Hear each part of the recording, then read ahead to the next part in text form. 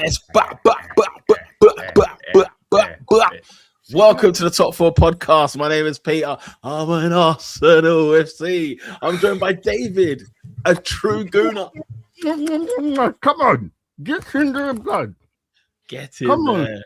We can hear them crying out the lane. Everett scores again. What called for Nick Arteta? He said, "Wow, F off Tottenham. I'm a gooner now." No. Come on. Yes, man. Sorry, David. Welcome. Did you see Glock 9, bruv? Bang. Bro, give him them balls, brother. Let him Give him them balls, indeed. Bro, that goal was sweet. Ooh, bow. One Yes, time man. control back. Vicario buried, blood. Let's go. You're done now. I'm joined by Rubinho, a Manchester United fan. Another top 4 podcast. Another Monday night football for Manchester United. I think this is a record this season. I don't know how many times I've sat on this podcast and I said we're live and I have to watch this team and commentate. But we're here again, people. I'm back. Let's go. I'm back. We're joined as well by Oscar, a Chelsea fan. Robin sounds happy to be here. David sounds happy to be here. Peter, you sound happy to be here. I, for one, am not, because this is the Top 4 podcast, and yet again, I am battling with my club to secure a place in the Champions League, and I have no confidence or certainty that we are going to be able to do it. I'm so tired, guys. I'm so tired of this club. Oh my goodness. Before we get into the nuts and bolts of what took place on the weekend, I think have any of you guys got a highlight or a surprise of the week? Yeah, I was on a holiday with the family. Love for the fam when I'm Just here. enjoying the south of France. This guy's always on holiday, bro. Give me some peas, bro. You know? No, I'm broke for the rest of the year, guys. I can't lie. It's some- February. Give me some. It's February, and I'm broke for the rest of the year. You know what, guys? Do you know what? That's Bring. the way you're supposed to do it. You're supposed to be on holiday. Bring. You're supposed to be on holiday. Actually, do you know what? Now that you say that, I'm just reminding myself I'm actually on holiday next weekend. No, not this weekend coming, the one after. So Listen, I won't be on my next the Top 4 my podcast. next time off is April 20th, because that's the night after WrestleMania. I gotta book that. I booked that Monday off because I know I'll be tired. Correct me if I'm wrong. Is it Elimination Chamber this weekend? It is Saturday night. Yeah, it is. Oh, I think I'm gonna invest. I think I'm gonna invest to get involved. Catch up. That's- You know what? I tell you what. My name, Peter. Whoop that trick. Whoop that trick. Who that? Trick Williams. Listen. Your boy's behind. Listen. Let me tell you something right now. Yeah. Let me say it right now. Yeah. Them lemon pepper steppers, man. Listen, you know the highlight surprise of the week. Do you know what my highlight of the weekend was? Obviously, besides you know what, I watched for the first time the documentary Unreal that Netflix have on WWE. I watched the first episode. I don't know what the fuss is all about. It's bad. It's not. I love Unreal. It's a I hate it as well. documentary. It's a standard. I love it, but I hate it. But that's why it's bad. No, but like I don't think it's that bad because there's nothing new. Okay, there is new bits, but it's the same like WWE production promotion. That's why it's bad. Why? Because it's like real time tough enough. It's like real life now tough enough. It's not PR. Episode 1 was. I could speak for 20 minutes about how bad I think that show is. Yeah. What is this No, season man. 1? I just started episode 1, season 1. I've just started. I don't know how many there is. I think seasons. okay, fair enough. I thought you were talking about season 2. Season 1 is better than season 2. Okay, yeah? I've just started. The reason I don't like the show is because they promoted it as like, we're gonna peel back the curtain, we're gonna show you how we make the magic, and then they do that, but it's still in kayfabe. Like the show is still them making themselves. You think it's look kayfabe? good. Like as in it's not 100% kayfabe, but it's like the show is produced to make WWE look good. It's not produced to show you the real of what's happened. Yeah. You know what I'm saying? For example, Oscar, I got a question for you. Yeah. Yeah. Did they ever show up The Rock messing up the storyline, the John Cena heel turn? No, No, that's the No. thing. They that's correct it. All the stuff they get wrong, they make it. What do you seem mean? Like, What do you mean messing up the storyline? Obviously, Like he as- fumbled, didn't he? as in, The Rock came, made John Cena turn heel, and then he never showed up again. So like the whole John Cena heel turn was kind of ruined by the fact that The Rock started it and then was never there to follow up that Interesting. story. So we Okay, don't interesting. even Because know. I thought you would get a bit more of the Triple H in the writers' room. I thought they would explain that kind of thing because I No, love the way so they they- peeled that back in the beginning, the very first episode. They talk about things that they wanted to do, but then they kind of went back on it. It was like, maybe we should do this, but it doesn't make sense if we do it like this or whatever. Yeah. So I don't know. In my head, I thought it was like, you know how you'll be watching wrestling, you'll see something happen, and then 10 years later there'll be a podcast, and then the wrestler will explain what actually happened. Yes. And you get the real insight into the thing that you saw on TV. Bruce Pritchard. That's what you expect the TV show to be, but it's not like that. It's them showing you behind the scenes of here's how we make the magic, here's how we make everything great, and it's like it's not raw enough. Do you know what I mean? Okay. They don't show their flaws. They don't show their flaws. So, They show for you behind the example, scenes.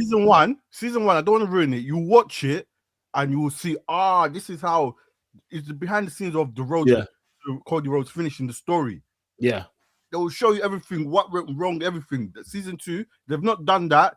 I'm out. They polished it. Yeah, They It's like Pete. You know when you see All or Nothing, right? Mhm. And there's some All or Nothings that are like raw. You're getting behind the scenes. You're seeing like the Spurs one where you see them fight with each other in the changing room. You're like, raw. This is real stuff that we would have never seen. But then you kind of watch All or Nothing, and some of the episodes are like a fluff piece for the club. They're just like showing you how nice the club is, and it's behind the scenes, but it's like it's to make them look good. And essentially, that's what WWE Unreal is. And we kind of want a documentary that is not there to make you look good. That's there to show your flaws. Kind of like how Netflix did with the like Michael Dark Jordan Side of the Ring documentary. type of thing. Yeah, Dark Side of the Ring. I get Dark Side of the Ring is a bit extreme, but yeah. Dark Side of the Ring to me is way better than an Unreal because I'm getting the real story. Yeah. I won't disagree with that at all. I just thing is, I think because I'm a wrestling guy to an extent, I go in kayfabe with the whole thing. So I'm happy for them to throw whatever they throw at me. Let's see it. I'll watch season 2 and I'll watch season 3.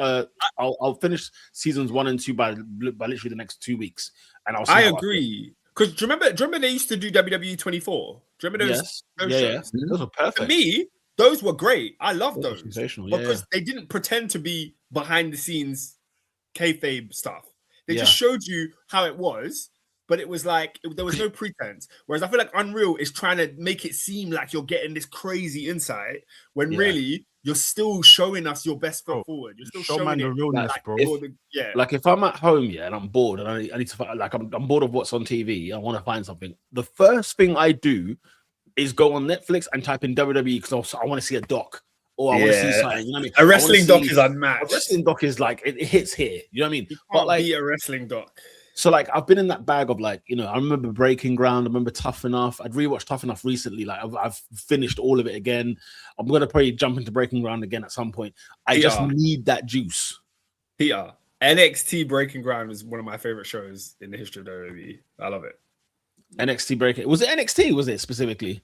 Yeah, they were only showing NXT Superstars. But by the way, watching it in America with you, I remember like kind of watching it then at that time because you kind of brought me into it. But yeah, go on. It was elite. No, I was just gonna say, we're getting sidetracked here. There's some big football to talk about, and I'm sure there's a lot of football to talk about. The watchers and the listeners want to see us. What's going on at the Hill Dick, bro? Yeah, by the way, we're live from the Hill Dicky. Where Manchester United are away at Everton. I'll be honest with you, Man United have had 2 chances to make this 1-0 up, and it feels very sucker punchy. Like it's all been Man United so far. Possession, getting into the final phase, getting into the box. Actually, there's been last minute ditch, whatever you want to call it, last ditch tackles to stop the ball going in for the Everton net. But it just feels like one of those ones where we've been peppering them for the last 11 minutes, and they'll get one chance, and it's in, and you're just like, oh, here we go again. That's what it feels like at the moment. But we shall get back to you. Back to you in the studio, Jeff. All right, let's get into the comment section, Oscar, before we get rocking and rolling. Let's what are the people saying? Let's go. Shout out to David. He says, big up Top 4 podcast. Hope everybody had a blessed week on fantasy. His team got 59 points.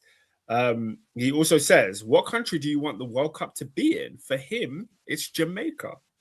Okay, Wow, so first of all, the fantasy football. Let me say something right now. Glock 9 saved my rear because I captained him and he saved me. I got 57, I think 51 points this week. So thank God for Victor Gyökeres because he saved me, boy. In terms of the World Cup, which country? England. It's not even a question, here, bro. It has to be not even a question. Not even a Nah. question. I want the World Cup to be in England. Nah. We can't. It's too good of a nation. Nah. Stadium infrastructure. Nah, bring the World Cup to Have it England. here. Bring the World Nah. Cup to England. You know what, guys? Bring it here, man. I think in fairness, we do low key. Second place is Italy, by the way. Second place is Italy. I can't wait for the Euros in Italy. I think Turkey and Italy are showing like Euro 30 something, whatever. Can't We wait do for that. low key deserve it because it has been like what 66 was the only World Cup in England. Yeah, That's It's a crazy. scandal. Isn't it? That's It's a crazy. scandal. We've had two. I swear we've had 2 World Cups in France since then. Yeah. Or have I got that wrong? 2 euros. A Euro and a World Cup. Oh, a Yeah. Euro World Cup. Okay. But Someone's someone's had it twice before we've had it again. I'm pretty sure Brazil's had it twice, no? Do you think? In the 70s, didn't they? Brazil might have had the 70s, you know. Yeah, but you got to say No, what year. I'm thinking of Mexico. Sorry, my Yeah, bad. because 1970 was Mexico. Who had was- 74? Who was 74? USA? No. Ooh, Bro, who the was fact that 78? America's got it twice. Yeah, How about everyone that? had it twice. Yeah. America's got it twice. Oh Before yeah, us. 94 and this year. 94 and this year, you know. That's Yeah. Blimey. Let me Hey, type in Pete, World Pete, Cup. And Pete, then, that's it. These are great. This is great information. Get ready for that World Cup quiz because it's coming. From who? It's coming. From you. You got to host a World Cup quiz. What do you mean? From who? He doesn't need to hold the World Cup I quiz. can't That's wait. me. Yeah, I'm holding Baraka that says World Cup quiz. USA's second World Cup as host. Baraka, remember what Bad Bunny taught us. We cannot forget South America. We cannot forget Mexico. We cannot forget. You know what I mean? It's not just USA. Canada in there too. Shout out the Canadians. Nat has a question of the day. He says, despite everything he's accomplished, does Mbappe still feel like he's underachieved in his career? Apparently, yeah. Yeah, I think it's just the Champions League. It's just the fact that one of the best players for the last 8 years has not won the Champions League. That's crazy. That's crazy. But at Madrid, you know, Madrid wins so many, he could finish his bound career to. with 3 Champions Leagues. He's And bound then to. guess what? Yeah, what will we say then? How are we going to judge? How are we going to judge him anyway? That's not.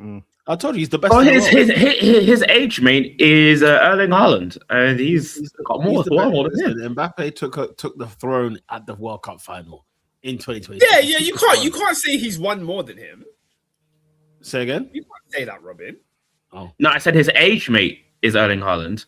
Yeah. So I'm saying in terms of the two, Mbappe has the World Cup over him, but he's got the Champions League and all Mbappe this has stuff. way more. Mbappe has French league titles. Mbappe has a Spanish league title. Like, By the way, France held the World Cup. Haaland has a treble, so it's just like that. That's the only thing's different is the World Cup. no, but that's not the only thing, though. You can't say it's the only thing. No, but I'm saying that's a big thing. It's a Mate, big thing. That's how we separate Messi and Ronaldo. That's how we separate Messi and Ronaldo. But that's what I'm saying. But Messi and Ronaldo literally have won everything, But it's- whereas that's- Mbappe hasn't won anything. That's not how we separate Messi and Ronaldo either. Bro, No, we separate Messi and Ronaldo just to the World Cup. Let's be real. That was the argument. The argument ended in 2022 when Messi won that World Cup, and it was like, you know what? Before Messi won that World Cup, there was just Ronaldo fans that were in denial. Yeah, but it was clear. It was clear. The World Cup was the cherry on top. Yeah, but they had the argument, so I couldn't argue. They had the argument, and then once that World Cup was won, Okay, David, can we argue Mbappe and Haaland?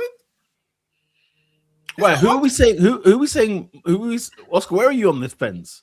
I'm saying Mbappe's clear of Haaland in terms of Oh, right, accomplishments Okay. and football. Yeah. It's clear. Yeah. Mbappe is clear. Guys, the guy, bro, Haaland's won trophies, you know. Listen, Mbappe went to the World Cup final, scored a hat trick. He I lost. hear you, and I hear you, but it's not much. He was the best. One. I told you guys in 2022, I saw a guy take the throne. Even though Messi won the World Cup that day, I saw a man take the throne and say, "Okay, it's my time," and it will be a matter of time when he gets that Champions League. He'll get that Champions League anyway. He went bang for bang with Leo Messi. Like, yeah, come on, man! In the final, David to score a hat trick in the final, and he was pivotal as well. In was it 2018 they won the World Cup? Yeah, France. Yeah, he was pivotal in 2018. Guys, pivotal. I got a question. No, I got a question. All right, cool. I hear you. How big is the gap though? What are we saying? It's not crazy. It's not crazy, Oscar. It's not crazy. It's not crazy. It's not huge. It's not crazy. It's not crazy. It's not crazy, Oscar. Guys, in order to bridge the gap, Haaland has to win the World Cup. It's a huge gap. No, but we understand. But we understand he plays for Norway, and the same way that people understood that Ronaldo plays for Portugal. Portugal ain't winning the World Cup. Do you know what I'm saying? Like, in the same way, we can have some leverage there, can't we? First of all, Portugal will come win a World Cup. No, they can't. No, they can't. When was the last time Argentina won a World Cup? When was the last time Argentina won a World Cup? Tell me that. Maradona, bro, 86, bro. 86. Not long. Yeah, not long, bro. Were you born? No, I wasn't born. But was so what's your point? What's your point you're making? My point is the Argentina squads that like from 86 till now, there's been plenty of squads that had the same caliber as the Portugal squad right now. So it's not like the Portuguese. I'm with you, but the Portuguese squad haven't got pedigree for that. Portugal as a nation has not got a pedigree for World Cups, whereas Argentina at least had like 3. Do you get what I'm saying? Like their stalwarts. I think they got 3 World Cups. Argentina. They've got 3 World Cups. They do. Have got 3. They've only got 3. Yeah. Don't say only. Hold on. 3 World Cups. 3 is a lot, you know. Don't say only. No, Robin said only. Robin said only. Only 3. I didn't say only. Bro, we got it on wax. That was Oscar. No, you rhymed it. You literally said they've only got 3. Now they've only got 3. I'm like, whoa. No. That was not me. Don't lie. There's not lie on this podcast. Because listen, it's on wax. Guys, there's no need to argue. Somebody who's listening will go back and tell us. Let me read some of these World Cup comments. Miraculous Miri says, "Sorry, Oscar. Oscar, hang on. Who was your? Because you lot said no about England. Oscar, who do you want to host the World Cup? As in, like, I like the fact that we go to different places and then we get their culture. So I like the fact that South Africa World Cup was all about the vuvuzela. Brazil World Cup was all about samba and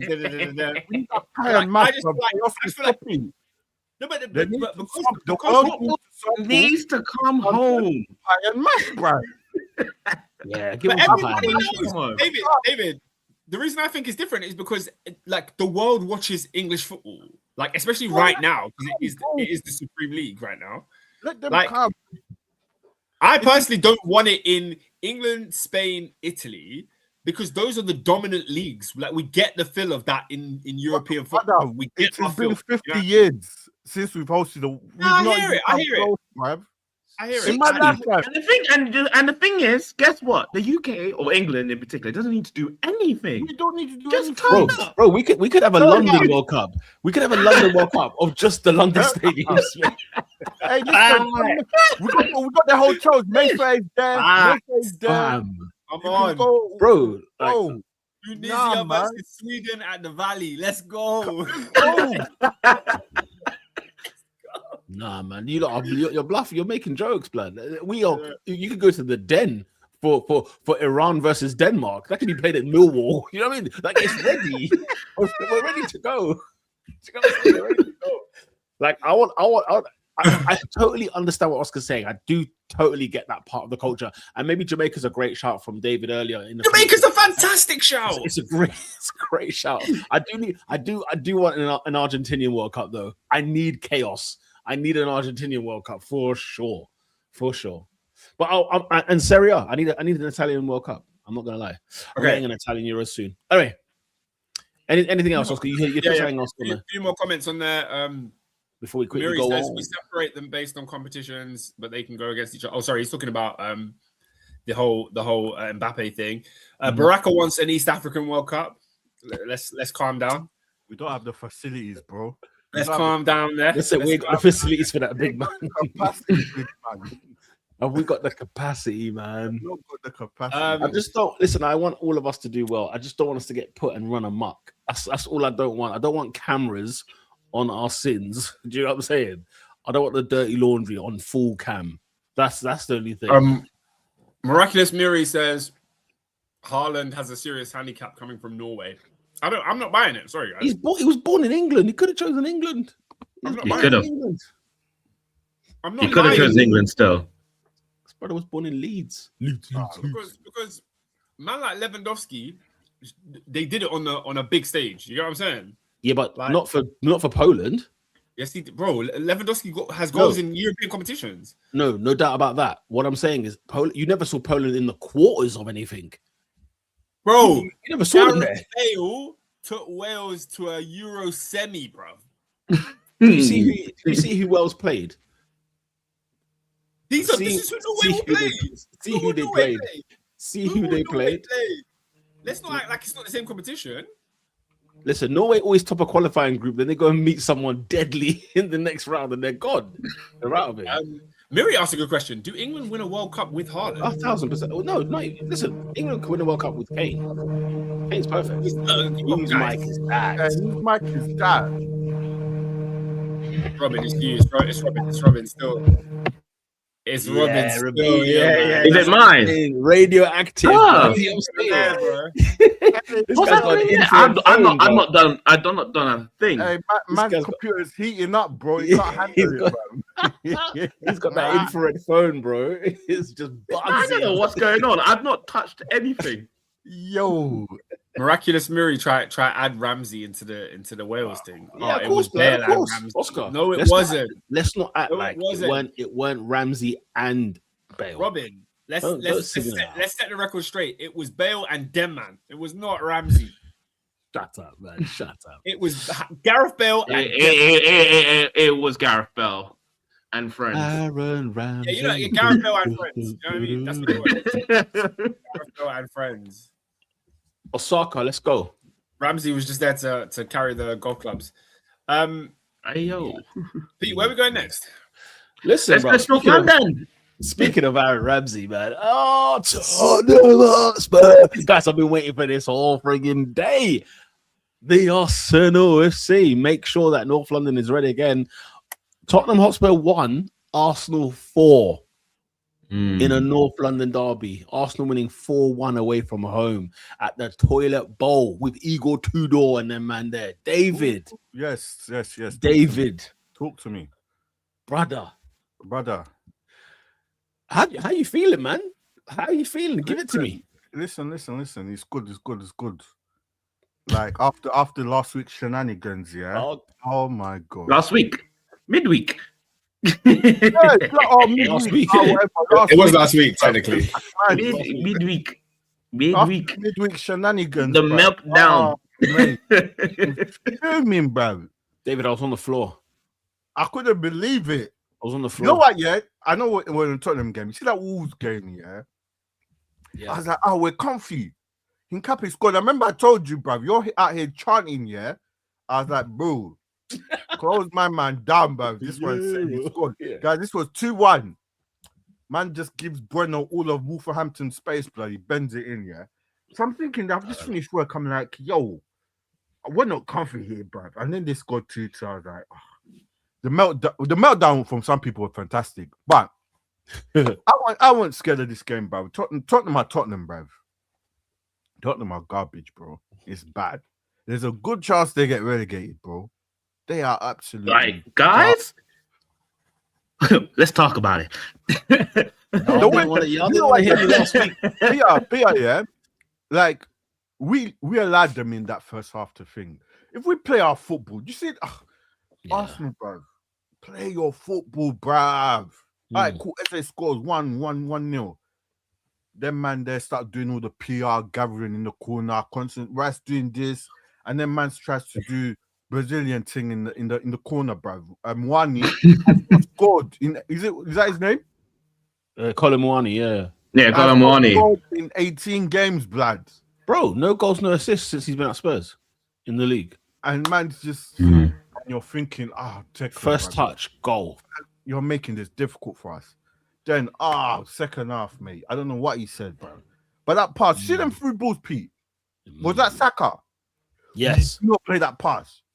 No. I don't know for what reason where he found it yesterday. Man, slipped that ball in. Nice as a dummy. Gyökeres, bang! That is the striker I need. One time, bro. What? That is the striker. That goal will take us. I need more goals like that one. Yeah. No dilly-dally, bro. One touch, bang! I was like, yeah, let's go, man. And then I locked off after 3-1, bro. I was like, I was too tired. I just come from church. 3-1. I went to bed, bro. I'm happy, bro.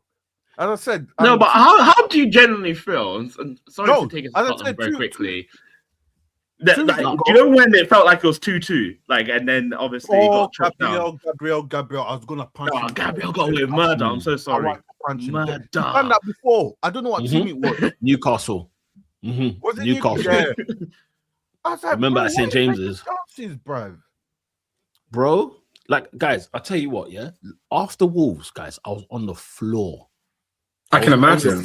Floor, no, because I was sitting there like, we're playing Wolves, we're 2-0 up.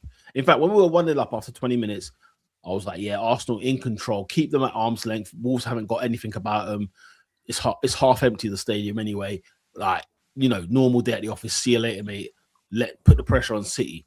I couldn't believe what was happening in front of my eyes in that Wolverhampton Wanderers game. I was gobsmacked. Like, I had to do a video straight away because I was just there like, hang on a minute, Man City have this title race in their hands as well as us. And how has that happened? You know what I mean? Often we're talking about 5-point lead, 9-point lead, 7-point lead. Now you're telling me that if they win every single game, they're champions? How has it come to this? And it's again Wolverhampton Wanderers. Like, I was sitting there like, we were lucky against Wolves at home, right? Wolves scored all 3 goals. We won 2-1. And you know, when we're you know, every season we've got a moment where we talk about where are things lost, where's the title lost, or what's a pivotal moment, what's this, that, and the other, right? Like, for me, that run of like the United, Liverpool, Nottingham, Forest especially, Forest and Liverpool really disappointed me. United, I was hurt based on the rivalry, but that can happen losing to Man United. The Forest and Liverpool ones, I was like, oh my god.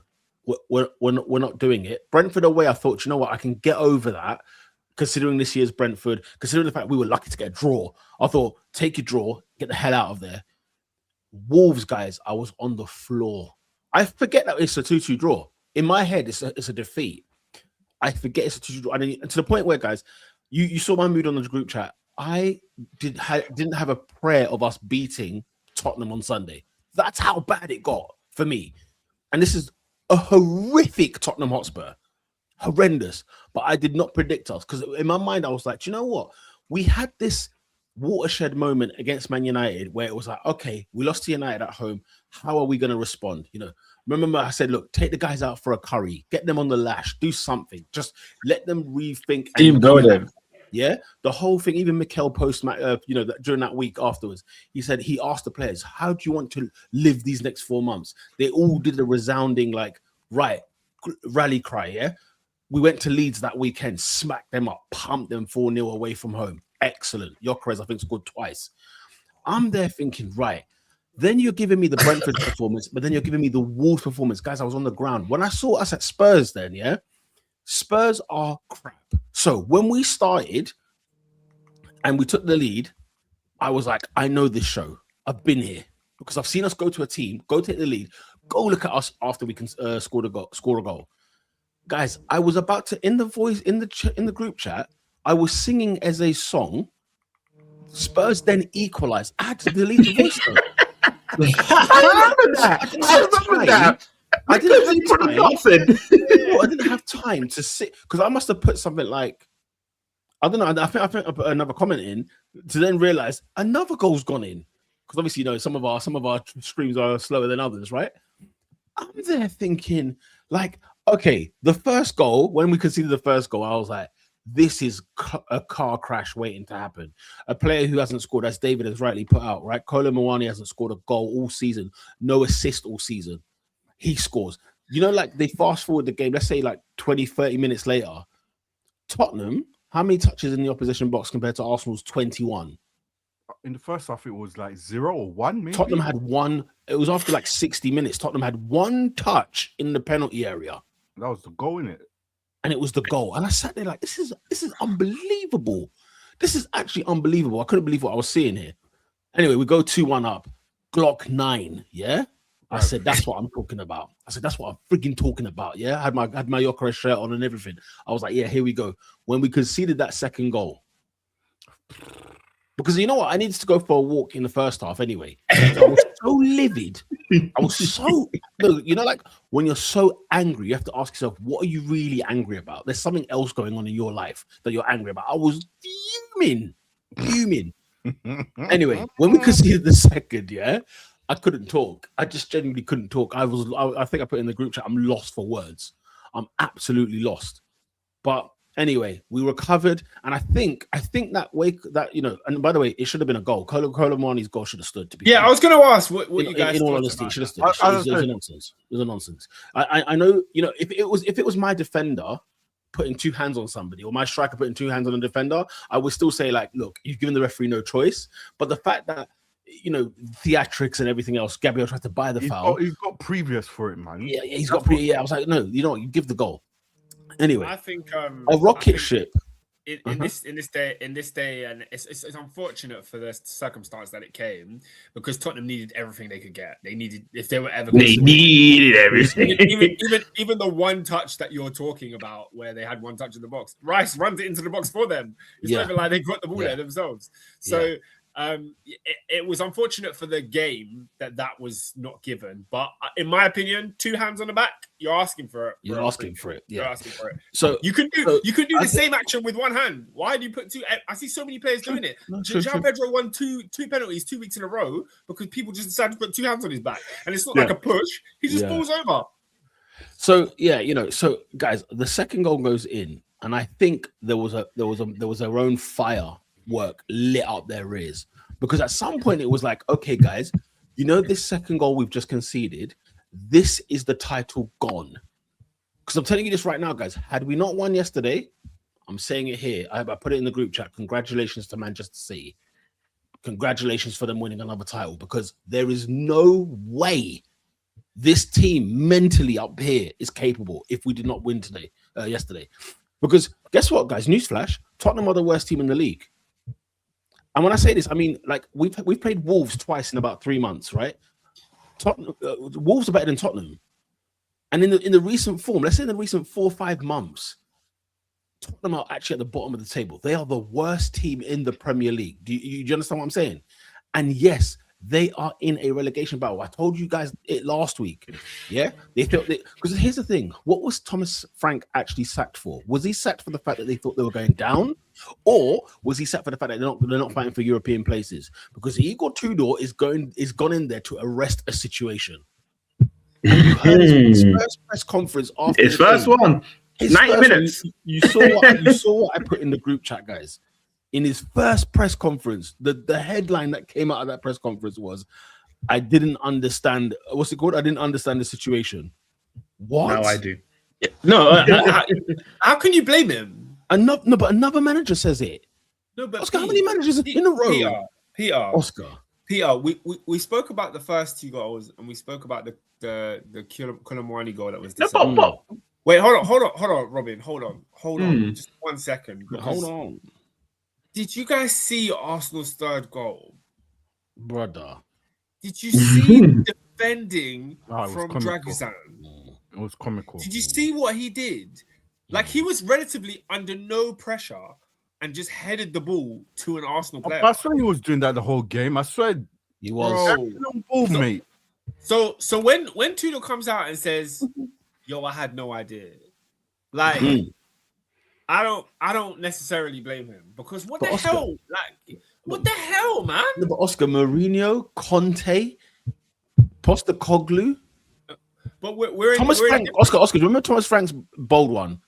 Thomas Frank said one thing that's 100% sure: we are going to lose games. That was in his press conference. Crazy. Which to people was like, look, the mentality is not right. No, guys, people are entering Tottenham Hotspur and they're looking at the shower of absolute garbage that there is there. Guys, I told you the next thing for Tottenham, the owners need to sell, bro. No, but my issue is, what are these managers hearing? Like when they go to these interviews that they do about Tottenham, Money. and money. and they walk in and they realize it's like, I've been lied to. Like when it comes to the fourth manager saying it, I don't feel it as much. That's my issue with them. Like you've seen the issue, you've seen what the situation is. We can all see it on TV. That is not good. Yeah. So what is Tottenham telling you that convinces you to sign? Take out Solanke, Richarlison. What is there? Put Richarlison in there. What is there? You know what I'm saying? Like you could have them in. It's a shambles. Don't get me wrong. The squad is terrible, and they're a bad side. But let's have it right. Yeah, that second goal getting disallowed changed the game, in my opinion. Because I don't think I agree. I genuinely, I'm concerned to think whether or not just whether we're mentally, because the crowd were behind Tottenham. It's a new man. It's a bit like the Manchester derby. It came at such a time where Carrick comes in. It's the first home game. It's against Man City. The game speaks for itself. And from what I heard at Tottenham was that, you know, the crowd were up for it. They were there pre-match. Everything was going on. The announcer apparently at Tottenham, before the players I think walked out, the announcer made this big like speech, right? And it was like, you know, Arsenal are nervous. This is our time. We are calm. We are steady. Let's get. And it was like they're calling us out. Do you know what I'm saying? They're calling us out. And yet we've gone out there. And to be fair to Spurs, I think the first 20 minutes, even though it was all Arsenal, we were camping in their half. Tottenham was still, you know what I mean? They still had a bit of like, okay, everyone's in the right pieces, in the right play, this, that, and the other. And I saw Tudor on the touchline, bollocking Van der Ven, telling him to push up. And Van der Ven's like, are you sure? And you know what? Van der Ven's looking at us, are you sure about this? This is the thing. Tottenham was scared, yeah? And there's a thing. You could get at us. You got to be brave. Then man, he was calling for my man. Guys, why you keep going inside? Come out here and support, because he was playing 3-5-2. Come out to the right and give option for your guy, bro. He was screaming. I don't know who was playing up front. The two up front. Wani and was it two up front? I saw it as one. Okay, I saw two. Because I saw what's his name? Gallagher was on one side, and then he's a god awful footballer, bro. Oh my God. Gallagher was Oscar. You know what Oscar used to call his Gallagher dog, yeah? Oscar used to call his Gallagher dog. I saw this guy just breathing heavy, chasing shadows, man. He was chasing shadows. Big up Gallagher dog. Big up Gallagher dog. I literally saw the Gallagher dog you were talking about. I'm thinking, I was watching him like, oh my God, what happened to Palace Gallagher? Like, Palace Gallagher was having such a good time. You know what I mean? He was out there freely scored. He had a good season. What's his name? Simeone took all the football out of him, bro. Boy. You're playing ball though, so I don't know about that one. Brother, he can't pass to save his life. All the football knowledge he had is gone. Listen, David, yeah, these boys need to know that. Listen, if now we've put the win back on, we're back to 5 points at the top. It's time to go and kill. Because I think you mentioned it in the group chat, David, talking about kill. As soon as we've now taken the lead, do not leave anything on the table. And once we got the third and we went for the fourth, it was a case of like, okay, how many? Because we could win this title on goal difference at some point, right? We need to start collecting points, goals here, you know? And it was just so good to see. It was so good to see Gyökeres getting fed regular. Oh, because even in the first 5 minutes, do you remember the turn when he cuts inside on the right, bends it, and it hits, it's just right on the post? I was like, I started rubbing my hands. I said, it's that kind of night, bro. Why is it against Tottenham? Why is it against Tottenham? We turn up, bro. Now, let's get Gyökeres. Do that every game, bro. And the fact that we got no game until Chelsea on Sunday, this Sunday, right? Next week is midweek against Brighton. Sunday, you got some days off. It's Champions League. We've got a week off, yeah? Let me tell you something, Oscar.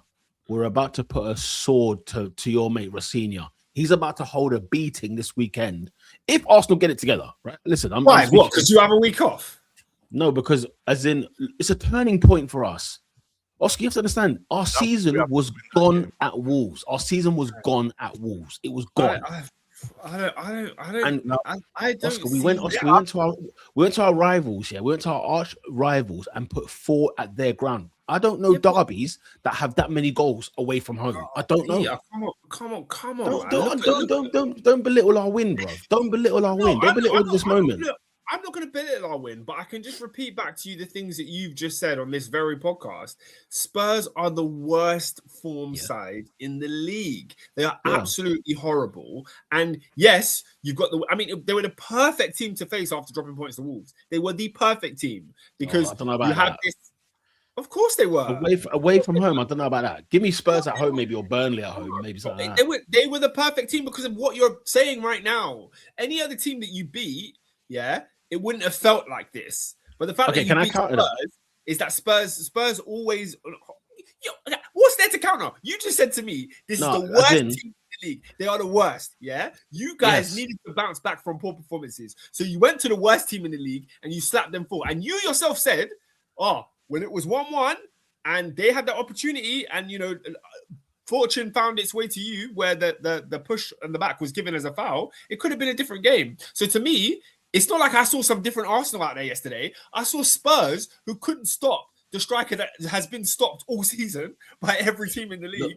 They couldn't find a way to stop it. No, but Oscar, it's a derby, man. Like Manchester United were the worst team in the league, right? And Man City had come through a run of results that weren't too great. They went to Old Trafford and got pumped by Man United under Carrick in the first game. And you got beat by that same United under Carrick. It's a different United, clearly. My point, yes, exactly my point. That's exactly my point. Is the fact that remember that was Carrick's first game, right? Turning point for Man United. And since then, you're saying because this is Tudor's first game, it should have also been a turning point for Spurs.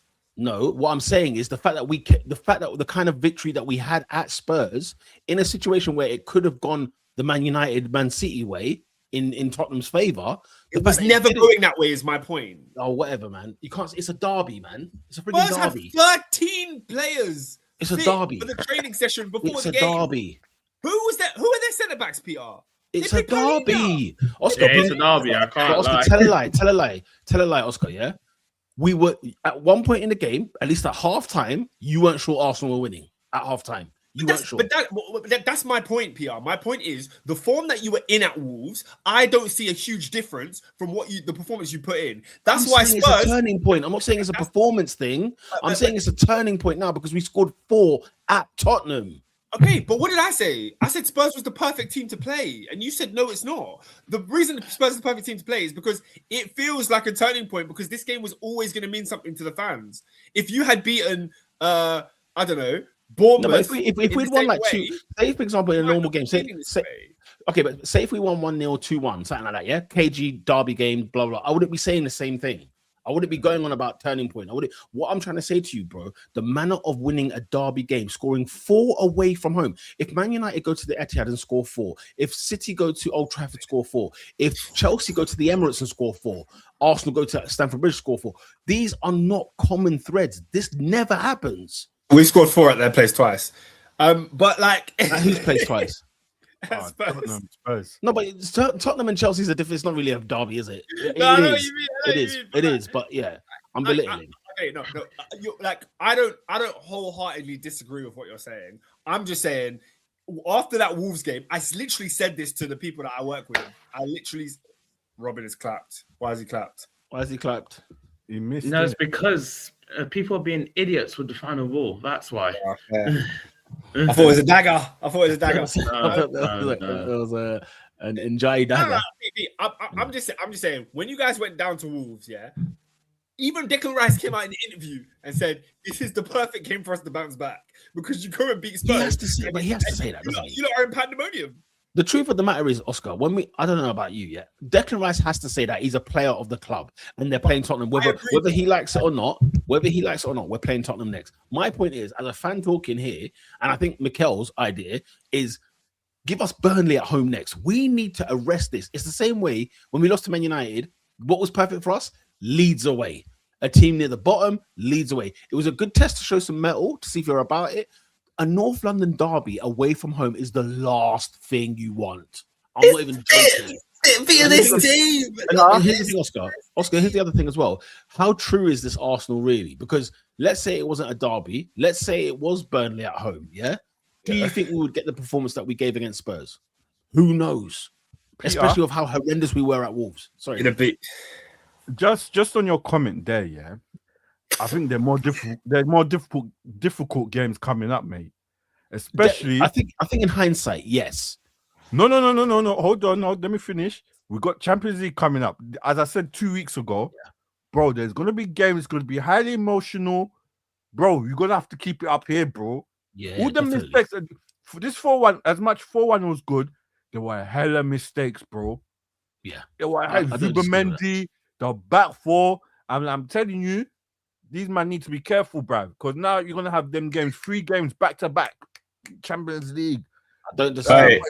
Hey, Peter, big up Sam Lewis. Yeah, he says everyone and their nan has been beating Spurs. It's been mentioned on here when it's team of the week, arguing you can't give it to a team for playing Spurs. 4-1 is not a shocker. Look, Thank Sam, you, Sam. yeah. Look, Sam, yeah. Nah, but I don't think you see the thing with the Arsenal side of things, yeah. Because people, like, I've had to try and understand, like, or make people understand how morale-wise on the floor we've been. We're on the floor. Oh, what? But We're I'm on playing the floor. The smallest violin. Get out of here. I'm not asking for a violin. It's just that when people say things like, you know, like when I watched the performances against Liverpool and Forest, guys, I started ringing the alarm. I rang the alarm then, and I said, hang on a minute, something is horribly wrong here. Horribly wrong. Then that draw, the defeat to Man United, it was like it was coming. I said it on the pod straight afterwards. I said this defeat was coming. This type of feeling and result was coming. I'm so sorry, guys. If you're in a title race and you're trying to fight for the league and you go to Wolves 2-0 up and draw the game, no, guys, I don't think you understand where we were, man. We were on the floor. Listen, now we're done. Listen, we've beaten Tottenham. Go and win the title, bro. Go and win the title. Yeah, that is all I ask. Go and win. Look what I'm sharing, guys. Look what I'm sharing here. I don't, guys. Spurs are crap, bro. Spurs are trash. No. We know this. Madison, Kulusevski, Kudus, Bentancur, Ben Davies, probably a plus. Bergval, Pedro Porro, Destiny Adogi, and then Odegaard. You could argue there's 6 starters in their injury list, guys. This is a perfect game. Beat them. Oscar, but hang on, bring up Wolves' 11. Like, what's your point? Like, even with these bad sides, we have dropped points. Oscar, Sean Dyche Forest. We drew 0-0 away from home to Sean Dyche Forest. Oh, Forest away is always a tough game. Always a tough game. Not under Sean Dyche. Not under Sean Dyche. Vitor Pereira, yes. Let's say one is goal counted, the second one, and then we draw 2-2. 2-2. Bro, yeah, easily. Okay. Easily different. David, We're having a different conversation. I think what you're confusing with me is I'm saying I don't look at this as the big turning point in terms of the way Arsenal are playing. I don't feel like the way you turned up against Wolves and went 2-0 up is very dissimilar to the way you turned up against Spurs and scored 4 goals. Performance though. I know because David just mentioned, if the goal went in, it would have been different. What I'm saying is, and I said it before the game, I said it before the game, when you're down and out, you want to play against the worst Spurs team because even if you won 1-0 and it was sloppy, your fans would have been over the moon that you beat Spurs. Had it been under Thomas Frank and the current form they were on, yes, totally. It's the fact of that whole new manager. They didn't play a game for 12 days. You thought Igor Tudor was going to jump out the 4-0. No. Oscar, hold on. Oscar, the new manager bounce was working. If that second goal had gone, it was there. It was there. It was guys, there. you couldn't have asked for a better fixture. Once he got disallowed, you couldn't have prayed for a better fixture. Once he got disallowed, we woke up, brother. That you man. That was the rocket. That was the rocket up our backside. I get the third one, brother. That second goal going in, Gabriel's on the floor was that moment where it was where our title was going on the floor. Sam said you have Brighton away in 2 games. That will be the test. Hey, Peter, I hope there's no Champions League before that one and the West Ham game. Those are the 2 ones that oof. West Ham there is.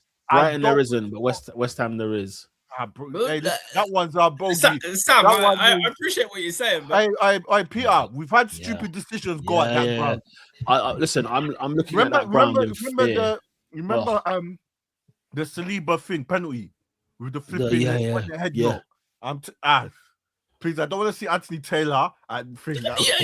You guys are looking. No, there's some grounds. There's just some grounds that have always. Remember back in the day? Back in the day was Bolton. You got your It's just Bolton. We were getting turned over, man. Yeah, we were getting turned over. Under Sam Allardyce, bro. Stoke? Just Stoke as well. Yeah. There's just some thing, grounds that just want 3-0. Listen, I hope this game was a turning point. When you walk out of the stadium 4-1 up at your rivals. Listen, that has got to be the signal. That's the Batman signal. It was always going to be that. I need to see that, against Chelsea. I need them to go direct. I need them to kill Chelsea on Sunday. Come off this control business, bruv. I need them to, come off the pad. Come off the pad, kill. Just kill, man. Because Chelsea are there to get eaten up. Chelsea are there to get pumped, mate. Man like Burnley are nicking points. We'll get to them later. But anyway, anything else on this game? I'm so happy for Eze. Eze's first shot on target since Tottenham at home. What's that about? He's been crap, and no one's talking about it. Do you know what it is? Yeah, it's because it all works out. He's getting shoddy minutes, though. He's getting shoddy minutes. Man, are giving him extras. Hey, do you know what? Another takeaway. Thank God he's dropped Odegaard. Thank the Lord of Heavens. Thank the Lord Jesus Christ. Thank Elohim. Thank the Jehovah Jireh. Thank El Shaddai. Listen, Oscar, do you know what, David? Bring Morgan Gibbs-White because I was watching Forest. Organic, my guy. Get him and replace him with replace Odegaard with that man right there. So would Morgan Gibbs-White start in 10 for Arsenal? Was that what you're on? I'd love it. Hey, yo, Robin, what was your keeper doing at the start of the game, bruv? I've just seen it at the start. Oh, yeah. I forgot about that. No, guys, it's halftime 0-0. This game has been boring. The podcast has been keeping me more entertained than what is happening on this screen. Hey, shout out Van der Sar, bro. Oh, yeah. I'm hearing that. No, he's talking about goalkeeper. People said he's given a classic talk on what goalkeepers is. What goalkeepers, Edwin van der Sar, man. He's the king. He's in the Hall of Fame. Premier League, two-time Champions League winner. What a man. Bruv, what's the Premier League doing, man? Taking so long. Put him in there, bruv. Now he has to wait in the queue, man. There's a queue of goalkeepers. There's a queue still. Schmeichel's in there. Is he already? Is he not in there? I don't know if there's a goalkeeper in there. I don't think there's a goalkeeper in there. It might be Czech. I think the only goalkeeper is Czech, you know? Yeah, I think it's Czech. Czech went in before Schmeichel, Czech is the best goalkeeper in Premier League history. Of course he did. That's a fast, mate. Czech's the best goalkeeper in Premier League history. Where's the fast? Bro. You can't be first ballot like that. Czech is not first ballot. Not before Schmeichel, bruv. Come on, man. No, Schmeichel's there. Oh, okay, cool. Yeah, but I think Schmeichel is there. Schmeichel got there in 22. Czech got there in 23. Okay, cool. That's it. Those are the two goalkeepers in there so far. Those are the two goalkeepers there so far. Not too sure. He never was. He never has. Schmeichel's got like 20 titles, mate. Get Van der Sar in there, bro. Has Schmeichel ever conceded 15 goals? Don't think he has, mate. I think you'll get Edwin van der Sar is next. You'll get David Seaman, you'll get Van der Sar, you'll get Lehmann. I don't know what else. Lehmann? Oscar, his first 49 games, he didn't lose a game. Invincible, bro. Stop trolling. Think about it. Trolling. But think about it, Oscar. His first 49 games in the Invincible season, what people don't actually take into account, we made one signing the summer before, and that was Jens Lehmann for 2.5 million. He did not lose a game for his first 49 in the league for Arsenal. You got to understand that. That guy's in the Hall of Fame. No, David, you don't have to put him in. I disagree. He has to go in. I disagree with that rhetoric. Bergkamp's in there. Henry's in there. Vieira's in there. Bergkamp, Henry, and Vieira are Premier League legends. That's why they're there. Yeah, put him in there as well, bro. Lehmann has to be in there. Let's have it right. Anyway, so 0-0 at the Hill Dick, yeah? Oscar, let's move it on, yeah, shall we? Yeah, Because as much as it's a goalless draw so far at Goodison, it was a score draw at the Bridge where Chelsea. Let me tell you something. I don't know what Oscar, you were there at the game, so you can tell us a little bit more deep into the game. But from all accounts, and from what I saw on Gillette Soccer Saturday, is that when you were winning 1-0, it was a narrow 1-0 lead. I've never heard the term narrow used so often in a day of football. They were saying it from narrow lead at halftime into the 90th minute, narrow lead in the game. What were you doing against Burnley? Chelsea Football Club. Where do I start? Should I start with the game? Yeah, let me start with the game, because if I speak about Chelsea as a whole, I may cry. Yeah. Go for it. So we play a decent team, innit? A decent 11. And I saw the lineup. I said, yeah, this is strong. Go out there, get the 3 points. The only thing that annoyed me is Esteval, I think, has a little hamstring, so he wasn't in the squad. Other than that, it was probably our strongest attacking 11. I said, yeah, go get it. This is Burnley at home. Listen, I invited two of my friends. One of my friends from Australia, and then her brother flew in from Australia to London. Said, I gotta watch the Premier League, mate. You gotta get me in the Premier League. Get me in the Premier League, mate. I got a ticket. I said, look, you're gonna have a great time. Stamford Bridge, 3 p.m. Saturday. That's where you want to be, guys. 3 p.m. Saturday in the Premier League. There's no better fixture. Yeah. Burnley at home. I said Cole Palmer's gonna get the goals. We're gonna be laughing, right? It's gonna be great. It's gonna be great. Great day out. Was it a great day out? No, not in the slightest. Yeah. So we go 1-0 up through the shoddiest of goals. I don't know if you lot saw the goal. Yeah. Great play from Chelsea. Great through ball from Caicedo. Neto across. João Pedro bumbles it over the line. It doesn't even touch the net. It's the kind of goal that it's a horrible goal. It's a horrible goal. Like, you know, when the ball doesn't touch the net, like the keeper saves it over the line. That's rubbish. Aesthetically, it wasn't giving what I wanted it to give, especially when I was with people who don't go to football often. I was like, don't worry, guys. There'll be other goals. We'll get that. There'll be a juicy one. Little did we know. So we're 1-0 up. And then after that, guys, Chelsea were just really, really poor. Struggled to create anything to get around Burnley's block. And you would think that 1-0 down, Burnley would come out a bit more and there'd just be more space. But there wasn't. Like, Chelsea was really, really struggling with the through ball. The final ball was just not there. Cole Palmer probably had his worst game in a Chelsea shirt, in the sense that he got loads of opportunities. The ball kept falling to him. The final ball was off. The shot was off. He was one-on-one with the goalkeeper at one point. And the moment just got to his head and he passed it to the keeper. real poor stuff that you don't expect from Cole Palmer. He's one of the most technically proficient players. But on Saturday, he was just off his game. So the fans were frustrated. Think about this. You said narrow victory, yeah? Chelsea go 1-0 up in 4 minutes.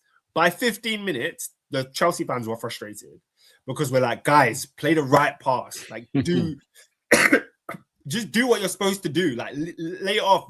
Like, add some creativity, add some flair, make a run that's going to pull defenders across. It's like they had never played against a low block before. It's like they thought the flipping Red Sea was just going to open for them. And because we were 1-0 up, we were just going to steamroll this team. We had a moment in the first half, or was it second half, where Gusto gets the ball in the box. I don't know if you guys saw this clip. Gusto gets the ball in the box. To his right, Pedro and Palmer, and there's one defender. He just has to play the ball across goal. He does a no-look pass. Guys, no-look passes are meant to disguise where you're passing so that the opposition doesn't see where you're going, or they get bamboozled. Yeah. There was only one place he could pass. There was nowhere else he could pass. He looked towards the corner flag as though we're supposed to think he was going to pass it there. It was. I hate skills for skills' sake. I hate it. I hate it.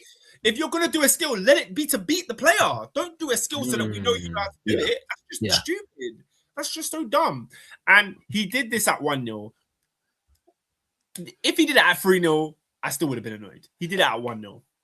But it was symptomatic of what was to come, because Chelsea Football Club do what Chelsea Football Club do and get a man sent off. How many red cards was that this season? So in the Premier League, that is 6 red cards. 6. I think it might be more, actually. You're not close to the Intertoto Cup, mate. I can tell you that for sure. We're not here on fair play. We're not here on fair play. Wesley Fofana gets himself sent off for a second yellow, and that, as well as it being bad in the moment, everybody then realizes he then misses the Arsenal game, and that's that just compounds, right? So tossing at the Rabiot, boy. So this happens in the 70th minute, meaning we are now have 20 minutes to defend against 10 men. And every Chelsea fan in that stadium knew exactly what time it was. When Fofana walked off, we were just counting down the minutes. Like, I've never seen a team try to see out a victory with 70 minutes on the clock. Like, I've never seen that. When are you trying to see the ball out of play 70 minutes on the clock? That sounds like us. Sounds like us at Wolves. Ridiculous. So this came time for Rosenior to make a decision. Fair enough, he was forced into it, but he decided to just throw on centre backs. He brought on Tosin, he brought on Sarr, he brought on Joshua Champong. He just flooded the box with big, tall men, and it didn't work. Corner comes in, free header. Did you hear what Liam Rosenior had to say about that goal? What did he say? He just threw your players under the bus. He just said there was a man. I'm not going to say who it is, but there was a man who's meant to be marking him, and he didn't mark that player. I was like, we studied Fleming. We know what he's about.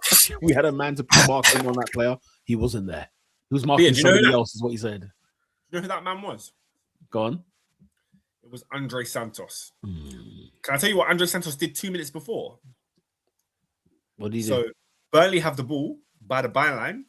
Andre Santos makes the tackle to give them the corner. He cheers. He celebrates the corner. He goes to the crowd and goes, yeah, like I made a tackle. Then you lose your man in the 93rd minute. You lose your man. Oh, there's nothing more cringeworthy. There's nothing more cringe. He was poor throughout the 90 because he just never passed forward for some reason. Always sideways. So for that to happen, guys, I'm at a loss for words at Chelsea Football Club, because how can we expect to challenge for the top four when we can't beat a big team? We can't do that.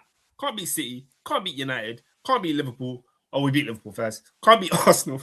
Nay. Right. Yeah. But you know the deal with Chelsea. We can't beat City. We can't beat United. We can't beat Arsenal. Yeah. So you have to take the small games. So why is it Leeds at home, you're not getting 3 points? Burnley at home, guys, Burnley are banged to rights. These players are just playing for their future. Yeah. They're playing for the hope of a Premier League contract at the end of the season. That's what they're playing. That's what they're playing for. That's what they're playing for. And if you can't beat them at home, when you've been gifted a goal to go 1-0 up, you cannot capitalize on that. I have no faith that this team is going to make the top four. Up until the past couple of weeks, I'd always been like, yeah, Chelsea are going to make it. And I said last time, for the first time on the pod, I don't know now. I don't think so. And Burnley. Yeah, it's a lot, man. I mean, Chelsea, same point, level on points with Liverpool, 1 point behind Man United, sitting in fifth at the moment. I mean, like, as the top four race as it will continue to be, you'll be looking at your teams thinking, if we just need to put 3 wins together and we're comfortably in there, and we need to beat the fodder that you're playing at home, for example, or even away.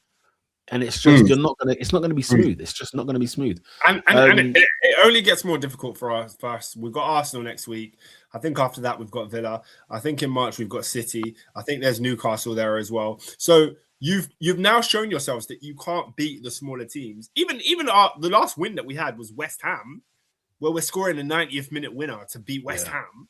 Yeah. So these guys are low-key pathetic. Like, they're low-key pathetic. Your manager just seems pissed off already, and he's been there 5 minutes. You know what I mean? He just seems hacked. He's having an Igor Tudor moment where he's coming out now in the press conferences and saying, I'm realizing what I'm in. I'm learning a lot about these players. That's what he keeps saying. And it's like, I think he'll get sacked before the end of the season, because I think he will continue to throw the players under the bus. And at that point, he will lose the dressing room, and the manager will have to be like, look, the owner, will have to just be like, look, we need to cut our losses here, because nobody's winning. You know what I mean?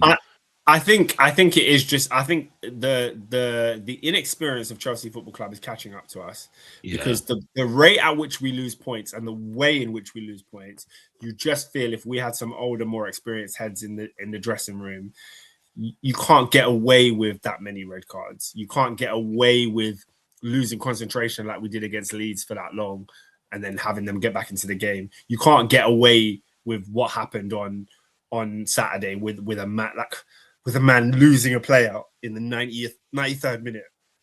You can't get away with that when you got big older statesmen shouting at you. Impossible. Anything else? Coughing up a storm over here. Yeah, well, you've been taking a 6-pack of cigarettes or something. You've been taking some. I know, man. Let's get some water. Anything else on Stamford Bridge, Chelsea, and Burnley? No, I'm afraid. Afraid of what? I'm afraid that we're going into another season. We're going to have another season without Champions League football. Of just lull. No, guys, I'm here. I'm here now. Chelsea are not making Champions League football. Wait, are Chelsea not in Champions League? What? No, we're in the Champions League now, David, but we're not making Champions League football next season. We're not. Wow. We're not there. Wow. Manchester United, Liverpool, Aston Villa, those are the 3 teams that are getting Champions League football. Chelsea are not one of them. And it's symptomatic of everything I've said. All season, even under Maresca, Chelsea do not win the big games. We don't do it. We're not going to beat City. We're not going to beat Arsenal. So, Robin, what's your thoughts on that? Oscar's conceded the Champions League position, and he's put your team in there. Not yet. I think it's still going to be a battle. I think it's going to be a battle. I think there's still 2 spots available because Villa are moving mad again. So there's still 2 spots up for grabs. I say that. No, let me not lie. There's 3 spots up for grabs because I think we'll get the 5th spot anyway. So yeah, it's just who plays their cards right at the end of the season. That is literally the answer. Robin, Chelsea play Arsenal on Sunday. On Wednesday after, we go away to Villa Park. Do you believe in Chelsea's ability to get 3 points there? No. Yes. Because I don't. No. Robin, are you watching this? You think they're going to go to Villa Park and get 3 points? Oh! Sorry, David, you saw what I saw. I think we have more chance of winning at Arsenal than we do. Another opportunity to go 1-0 up, and he's just skied over. Yeah, Oscar, I make you right. Yeah, I think Chelsea got more of an opportunity to win at the Emirates than they do at Villa Park. Keep it down, man. Flip's sake. At this rate. And listen, just in the nick of time, let me tell you something, because we need to go into a team who are also fighting for the top 4, top 5, sneaking a win at the City ground. We've got AD in the building. Why is AD push man into the corner, bruv? Flip's sake. In our car, nah. This guy, bro. AD, man. Squeaky bum time, bruv, because you lot got pumped by Forest. Pause. But yeah, man, like it wasn't a great afternoon of football at all. And if you want to present an advert, if as in Oscar's case, right, if you want to bring in a friend from another country, from another world, from another walk of life, and you say, "Come and watch Premier League football," and that shower of garbage is what they feast their eyes on, I don't think they'll ever watch football again. Yeah, but we served. I mean, boy. You give me the 76th ranked tennis player in the world. That's the kind of serving we were doing. But because you know, like you want to use these buzzwords like, we were resolute, which in fairness we were. I think defensively we're really solid, or we showed tenacity, we showed a heart. It was a hard fought win. We got over the line at the end. It didn't feel like that, man. It was just a really, really, really bad game. I think we were devoid of ideas. Yeah. And credit to Forest, man, for first match just. I think they were off. And I tell you what, they smashed Fenerbahce on Thursday. Yeah. Yeah, they pumped them. You know, a great 3 points according to Mario Hutchinson. But Yeah, if you were to tell me which team had, sort of a full week of rest and which team sort of played a couple of days before, you would have said, Forest were the team that well rested. They're raring to go. Again, as cliche as it sounds, they're winning the second balls, and it was really, really tough to play against them. And I tell you what, if they can replicate that across the last 10 or so games of the season, they've got a really, really good chance of staying there because they've got some really, really, really good players. But for us, the drawing board, I'm afraid, man, it's just rancid. It's tepid. I feel we're too slow, we're too ponderous, bro. Man are moving like they've got 8 seconds on the ball. Man are putting the feet up, watching the game go by, and it's like, bro, like we need a little bit more tenacity. There's certain players. I don't know, sort of dogpile on players, but there's certain players that I'm getting to the point where you know what, bun it. I can't stand watching. Unfortunately, I don't want to do it, but Cody Gakpo, that's my nutting. He's a one-trick pony, and the trick's not even working. You're gone. That's mad. I looked at your team on the weekend, and I just said they've got to sell. They've got to sell Cody Gakpo. They've got to sell Cody Wakpo. Cody Wakpo. They've got to sell. That's what he is. Him and Mohamed Salah have to go in the summer. Come on, man. Wait. You're telling me the best left winger in the league? Cody Gakpo? Here we go. I need. You know what? That's crazy. You see with Oscar, right? I left this guy alone because I said, you know what? I'm not going to pile on him every bad game he has. I'm going to show some respect because he's a good player. But he couldn't wait to get off your agenda. Go on, get it off. What agenda do I have to get off? I have no agenda. You told me people were calling him the best left winger in the world. You said the streets. I said, which street? You see what Oscar does? Oscar completely. An incident or a situation will happen, right? Yeah. Oscar's a spin doctor. Oscar, you should work in PR as well, right? And if Nigel Farage has a problem, you're the guy to sweep it under the rug. No, so guys, we were all in the group chat when Adrian, unannounced, jumped in the group chat and said, The streets are saying Cody Gakpo is the best left winger in the league. He didn't have enough chest to put his name on the bullet. He didn't have enough chest. He said the streets are saying Cody Gakpo is the best left winger in the league. I said, which street? Which street is telling me this? Irif. Right. Am I allowed to refute that? Go for it. Go on.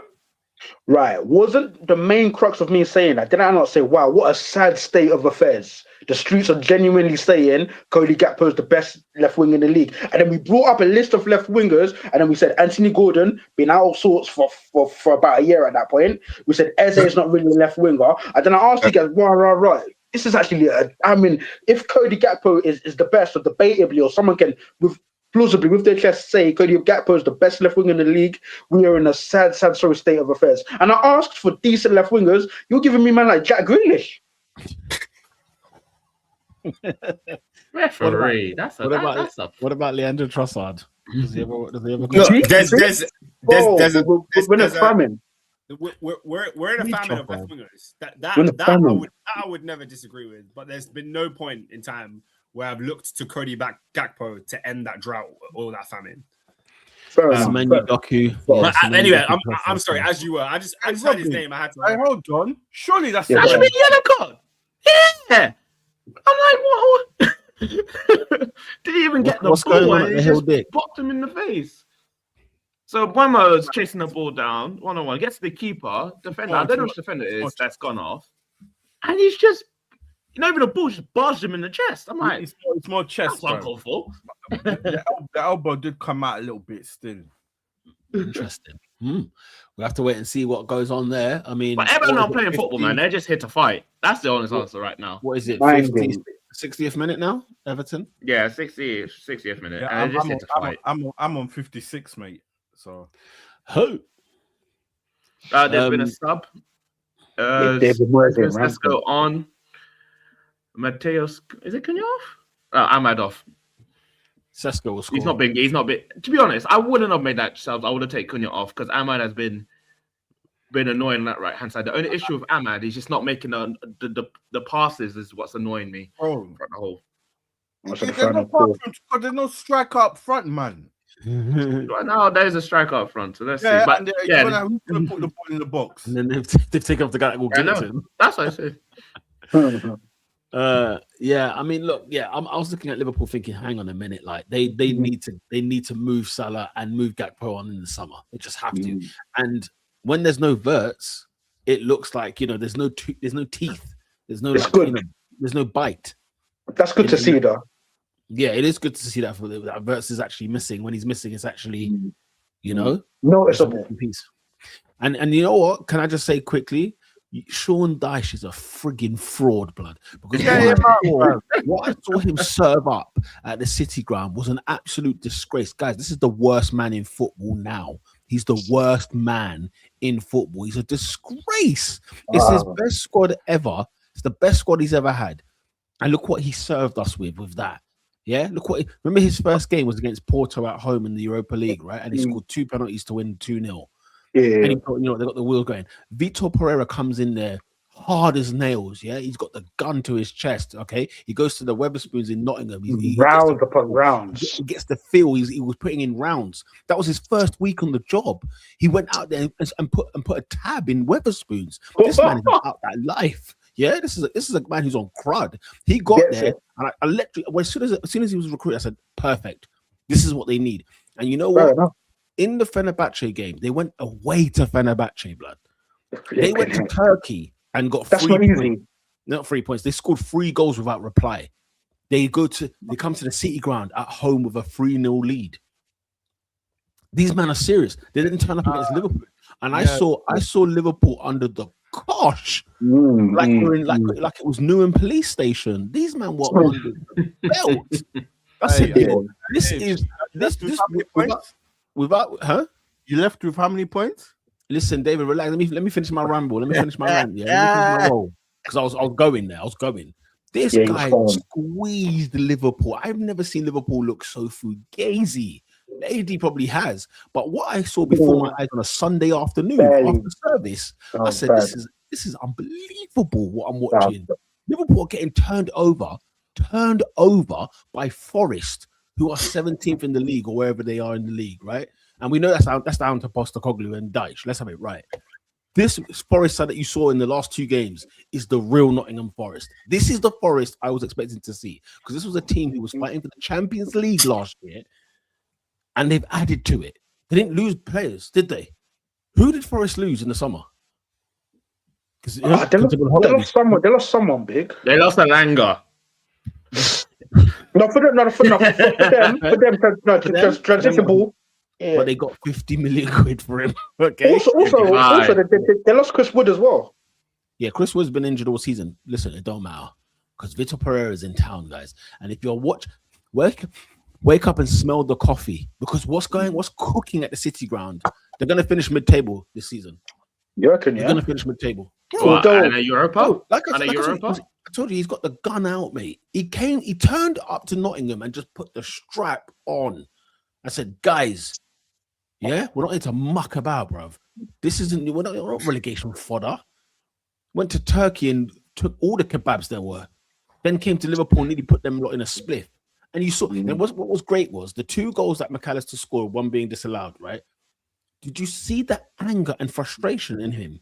Did you watch Vitor Pereira at both those goals being conceded? He's worse. He's as mad as Marinakis. I want to know how that meeting happened. I want to know how them two met in the same room. I think they both drew for a gun and realized, oh, raw, we're the same. That's the mediator. Yeah. Yeah. You know what I'm saying? So I know your game. I know your game. It's familiar. I was like, yo, the fact that he was livid at these goals being conceded and the defending, that's one thing he's going to shore up at that Forest side. Yeah, no, big up. By the way, do you guys believe that McAllister's goal that did stand should have stood? Which one? First or second? The second. The second one. Let's start with the first one. I would have loved the one. The first one was a handball. Yeah, you can't be scoring with your elbow. Sorry, guys. Here's the thing I've got on this. Right? The only thing I will say about this, right? If it was the defender who handballs that instead and it hits the elbow, they're not getting a penalty. Yeah, sorry. I know, but I think it's slightly different. It's like to put the ball in. That's the same thing. Yeah, to put the ball in the net with your elbow. It's the same thing. It's It's ridiculous. literally the same thing. No. Because how can it be that if the defender, if the ball gets whipped in and the defender handballs it with the elbow, right? The referee is not giving a penalty. I get And it Peter's shouldn't point. be. And it shouldn't be. Peter's point. It shouldn't No, be a but penalty. what we should stop it in the exact same action because it went in the back of the net. Yeah. Yeah, it's too far. Stupid. You can't score goals with your hands. You But can. listen, bro. The same Score way. your elbow. Guess what, guys? You can if it's accidental. No. I think I do think I would see that. It's not like he's patting the ball in the back of the net, guys. It's hit off his elbow. He doesn't even know anything about it. Peter, have some class. man. Come on. Tell me why you can't score a goal like that. It's ridiculous. It's illegal. It's illegal if it's deliberate. Because if it's a defender, it's only illegal if it's deliberate. No, but It's a that's foul. You're penalized if it's deliberate. But Pete, we're in the business of goals. That's what this league's about. So why are you not giving the goal then? No. Because it's not. Like, you have to score a legitimate goal, man. Come on. guys, come on. The rules are so bent. Look what you're lot even saying. No, Peter, you're losing your credibility. Don't say the B word. I'm not losing credibility. The same action happens to the opposite team in the same penalty area. They do not get a penalty for that handball. If your argument is it should be a penalty, that's different. But to argue that goal should be a goal. It should be a goal. No. That's too far, bro. Even for me, he doesn't see the ball. It's not like he makes an action with his hand to tap it. Into But Pete, what you're to his elbow and the ball goes in the back of the net. What you're saying it like? Come on. If his elbow's out of the way and it hits his rib cage and goes in the back of the net, it's the exact same thing. Yeah, but it didn't hit his illegal part of the penalty. It's only illegal if it's deliberate, man. In proven in the fact that if it was a defender, the referee's not giving a foul. The fact that he's not even looking and the ball bounces off his elbow, we can't give it because it's been gone in with the hand. What does that mean? Guys, the rules are stupid, man. They're stupid. I think you're just you're making yourself angry for no reason. I'm literally keeping the same rule for both sides. Yeah, I'm not. No, but it's not me being angry, Oscar. I'm keeping the rule for both sides the same. Yeah, but no, because you think disallowing the goal is equivalent to a penalty when. I'm saying the fact that you don't give the penalty in the same vein, you don't penalize the player either way. You don't penalize the player because the ball hits his hand without any notice. And in the pass the ball. Oh my gosh! Did he pass the ball? No. Yeah, just need to pass the ball. Cunha's selfish, bruv. No, he's greedy, bruv. Oh, I'm looking at it now. The question Through is, ball. You're an idiot, bruv. He's an idiot, bruv. His moral integrity. No, bro. You know them ones there. It's not even one-on-one. It's not even one-on-one. Give the ball to him, and then you make another run, and he puts you in. The guy's trying to do solo thing. The guy, nah, man, I don't like him, bruv. Right, you're gonna solo dolo thing. How about this? What about the second goal that was given to Liverpool? Where Van Dijk was clearly offside. But here's the thing, though. Isn't thing you're not behind, like, because Van Dijk is like the semi-automated thing was a lie, guys. I'm not letting VAR tell me that white is black and black is white. Apparently the dude was behind Van Dijk. No, he wasn't. Wasn't. So the guy is. So Van Dijk's offside. No, as in he's not ahead of him. He's physically behind him. When the ball was kicked in every replay, before we got to semi-automated, in every replay, Van Dijk is offside. Some way, somehow, semi-automated wanted to tell me, and by the way, they didn't want to show me when the person that sends the ball into the box. They didn't want to show me that angle. That's a good point. Guys, what kind of bollocks is this? What are we seeing? At least show me the 360. At least so I can. To do that. I'm furious. In the last moments of the game, I think that's crazy. I think that was clearly offside. There was no way that a referee was going to disallow 2 goals for Liverpool in a football match. It wasn't going to happen. It wasn't going to happen. This was unbelievable. He's offside. Clearly offside. Every time we saw a replay of the whole pitch when the ball's been kicked, I can't remember who kicked the ball into the penalty area, but every time the ball was kicked into the box, Van Dijk is offside. I can't deal. You know what? Whatever, man. The rules are stupid and bent. If you lot are trying to tell me that they're not stupid or bent, I don't know what to say, mate. Don't know what to friggin' say. It's friggin' farce. Anything else on Liverpool Forest before we move on? Oscar, I thank you for Rio and Gamora, man. That kid he's direct, man. Thank you. worth every penny. Worth every penny. Right. No, honestly, like I'm really excited for him, man. Yeah, no, he looks good. We're liking what we're seeing. Right, let's go into the games elsewhere very quickly. Aston Villa 1, Leeds United 1. Leeds. Hey, no one wants to comment. There's nothing else to say, bro. It's Okay. Emery, innit? Okay. It's that season, innit? We already know this, bro. No, okay. It's the history, bro. We don't need to comment on this. Okay. No, because I was harsh on Emery, apparently. All I get told is how harsh I am. No, you are, man. You hate. Why do you hate the guy? What did he do? I think you don't. I think he's an elite football manager. Fantastic. But when it comes to after February, he has a stinker. So Peter, what do you think for the top 4 race then? Because Villa are in second position. Manchester United still struggling to win, and then Chelsea and Liverpool languishing behind.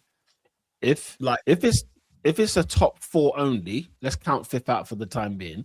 My top 4 prediction will be Arsenal, Manchester City, Liverpool, Aston Villa. That will be my top 4 this season. Okay. So then what's all this Emery chat then? What am I saying? It could have been for the league. You think Villa will make top 4? Yeah, I do think Villa will make top 4. I didn't say they wouldn't make top 4. And then what's the purpose of this whole Emery thing? I'm just saying, innit? They should have been in the titles. Okay. Yeah, have you seen the results? No, they shouldn't have been in the title race. No. Like I said, no. Obviously not in the grand scheme of things, but if you look at like the form they took to get to that point, and if you look at the silly results, case in point, Leeds United 1-1 draw, they've had a few of those where 2 extra points here, even an extra point here, and they'd actually be not too far away from Arsenal. They're 5 points behind Manchester City. Like, let me give you the results in February. Let me give you results in February. Oscar, listen to it. Let me give you results in February. They drew 1-0 at home to Leeds. Yeah. Bad. They beat Brighton 1-0 at home. Good result. Pass the ball. Finish. Thank the Lord. Benjamin Sesko 1-0 Manchester United. Can you start a striker, bro? Can you actually start a striker? Start. And it was Cunha. Basically, Everton. Well, literally, I thought Everton were about to score. They were knocking on the door. It was another classic counter attack. I need to see who passed that ball because that ball was fantastic. I think it was Cunha. I think it was Cunha. That ball was fantastic. The guy was just cutting earlier, bruv. No, but that's the thing. He's got quality, but consider making that. He's greedy, bruv. He is. He's good. Wemmer's there. See, Wemmer, mine. Here's my thing.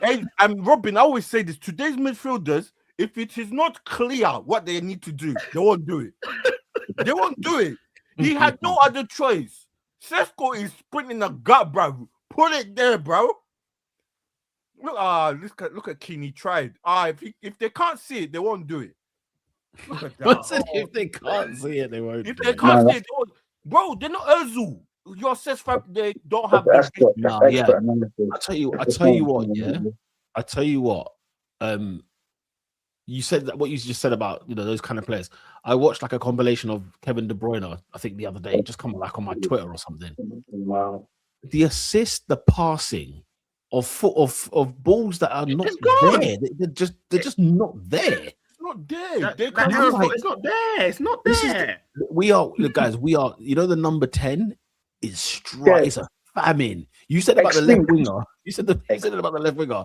The number 10 is a dearth of talent right now. Because I've not seen a De Bruyne, an Ozil, a Fabregas, that kind of David Silva, that kind of pass where it should have never been on. That pass is not on. Wait, who's the modern day examples like 2026 when you got Wharton and that kind of? I'm struggling. You say Wharton, bro? No. He's brave. No. He gets on it. He does force it. I'm not talking about getting on the ball. I'm saying I can't see a pass. I did not see a pass. One punches the field. Like he tries to all the time. We're not talking about punching through. Seeing assist that I'm like, bro, how did you see that? Exactly that. Yes. A locksmith. The fact I'll give a classic example. Remember Mourinho's first game in charge? Chelsea verse, I guess. Was Cesc Fabregas to Schürrle against Burnley. From that point, we said the league is won. The pass was crazy. That's what I'm talking about. Yeah, I think the best example of that. There was another one that he pulled off 2 weeks later. Fabregas pulls off another assist to Diego Costa at Goodison. I said, it's over. Freaking over. The title. It was game week 3. It was over. It was freaking done. That players pitch that have a bird's eye view of the pitch whilst they're on the ground. You know what I'm saying? They've got binoculars of like. Yeah, we don't. It's a dearth. We don't have that. We don't have that player today. If I was to, like, I got to have I have to have a real think because I'm struggling. They discontinued the cloth. Yeah, they discontinued the cloth. Anyway, Oscar, Aston Villa's results in February: 1-1 at home to Leeds, 1-0 at home to Brighton, 1-1 away to Bournemouth, and 1-0 defeat at home to Brentford. Brentford had 10 men. Yeah, come on, man. No. What's the next one? What's the next game? That is the fixtures in February. February alone, they won their last game in Jan. I didn't talk about Jan. Do you want to go to January? Do you want to go to January? We can get there and all. That's about Peter, start from like mid-December just to crash it on Oscar, man. Why would it be crashing it on me? Because Peter's made a point. Peter's gone on to Emery, and rightly so. Because there's mitigation, of course. He's had injuries or whatever have you. But the fact of the matter is, there was a genuine chance. No, there's a genuine chance for Aston Villa to mount a genuine title chase this season, and due to poor results, they're completely out of the title race. It's a fair critique. Don't get me wrong. I feel sorry for Villa. Don't get me wrong. In terms of the transfer market and whatever else, I feel sorry for them. Let's have it right. So, how long have you guys been watching the Premier League? For donkeys. Yeah. So why is Adrian talking to me about Villa and title races? No, but Oscar, the point was my harshness towards Unai Emery. I've been bang on with Emery. You just haven't woken up yet. You also said they are currently third in the Premier League, and you said to me you think they're going to finish within the top 4. Yeah. So, yeah. Like, if you thought they were going to collapse because of your vision of Emery, then I would understand it. But you don't even think that. So why are we even discussing it? I don't think that. Do you know why? Because look at his competition. It's Chelsea, Man United, and Liverpool. That's his competition this year. Look at them. Look at the state of them. Anyway, you're distracting me. Games elsewhere. Anyway, so Villa drew whatever. They drew 1-0 at home to Leeds. Excuse me. Brentford 0, Brighton 2. My God, that's probably the shocker of the weekend. If anything. Is it? Oh yeah. Oh, Carrick. Brentford's home result has been fantastic. Brighton have been awful this year. So substitution. Sorry to interrupt. Substitution. And when we're off, Mazraoui on. Don't know what's happening there. Probably change the system, isn't it? To be fair, I'm sure Everton have nothing to offer. I'm sure Everton. No. Really? You're inviting pressure, bro. He's not going to attack. You're inviting pressure, and they're going to score.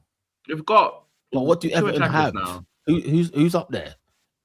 They put George on, Barry, Garner's still on the pitch. Barry's a big lad, man. Come on, man. Barry. Okay, in Jai, maybe Dewsbury Hall, if they're playing, they could cause some grief. Has he gone 5 at the back? I don't know. It still looks like 4 at the moment. So I don't know where he's playing Mazraoui or if he's put Dalot further up. I don't know. Yeah, that's what I'm saying. Dalot's on as well. This guy. He's gone to Amorim system. Yeah, he's gone for the Amorim. Yeah, he's gone for the Amorim. No, because the last 5 minutes has been Everton getting corners. Like they've had 4 corners in the last 5 minutes. Like, what's going on here, guys? They've got another. Right. Let me try to wrap up these results quickly. Peter, don't skirt away. No, no. I've been on to Brighton before a ball was kicked, right? I bring it up, and you tell me don't say nothing about Brighton, and then you can just say Brighton have been in awful form, and then we just skirt away from it. Cool. Do you know what it is? And here's the thing. Do you know where my agenda or my love comes from? It's the way we treated De Zerbi. We treated De Zerbi like trash in this league, and I couldn't understand why. Because he didn't mount a proper Europa League challenge. I'm sorry.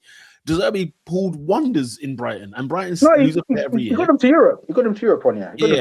He did get them into Europe, but like I think Brighton this year have been way below par. They're 14th in the league. So this year, I hand it to you, AD. I've lost the battle this year. I don't blame Brighton because look at that team. Look at that starting 11. It's unrecognizable. There's no talent in there. It's dudes. It's at some point, you got to be ambitious, man, in the market and try and sign players to level up. Bro, they spunk like 60 million quid on 2 19-year-old Greek boys. What did they think was going to happen? Adioglu. No. What's it? One is called Costalas, and one is called TZ, like Zomis. It's like his name's like TZ. Oh yes, he was killing it in the Bundesliga. Yeah, he's in. Just to confirm, Dallas playing right wing. Yeah. Oh. Hey, Peter, you see these corners Everton have got? Yeah, it's stress. David Moyes, yeah. He's put on bare attackers now, by the way. Bro, you see how Arsenal set pieces, we do a little bit of movement. Yeah. None of that. All 11 men are by the goalkeeper. None of that set piece coach malarkey. Malarkey, bro. The set piece coach at Everton is Moyes. Like, you're the keeper. You put in a mixer. That's it. Put in the blend. West Ham 0, Bournemouth 0. They're slowly creeping themselves out of danger. They're getting there. Some W's, bro. Yeah. Manchester City 2, Newcastle United 1. Fair play to Newcastle. After being in Azerbaijan midweek and then coming in there in the performance they did, it was a hard fight. Fight. Yeah, City done. They troubled. City had their work cut out. Fairness to Liverpool, to Newcastle. They tried. Did you see Haaland? I did. Bro, he was defending, bro. He was playing centre half. Man was out here just clearing headers from a corner. He's a freak profile. You'd wish you had 11 Haalands. Imagine a Haaland at centre half. 6'5", quick, strong. Wow. If you could, you would, man. If you could, you would. Sunday's fixtures: Crystal Palace 1, Wolverhampton Wanderers 0, Sunderland 1, Fulham 3. Shout out to the Fulham.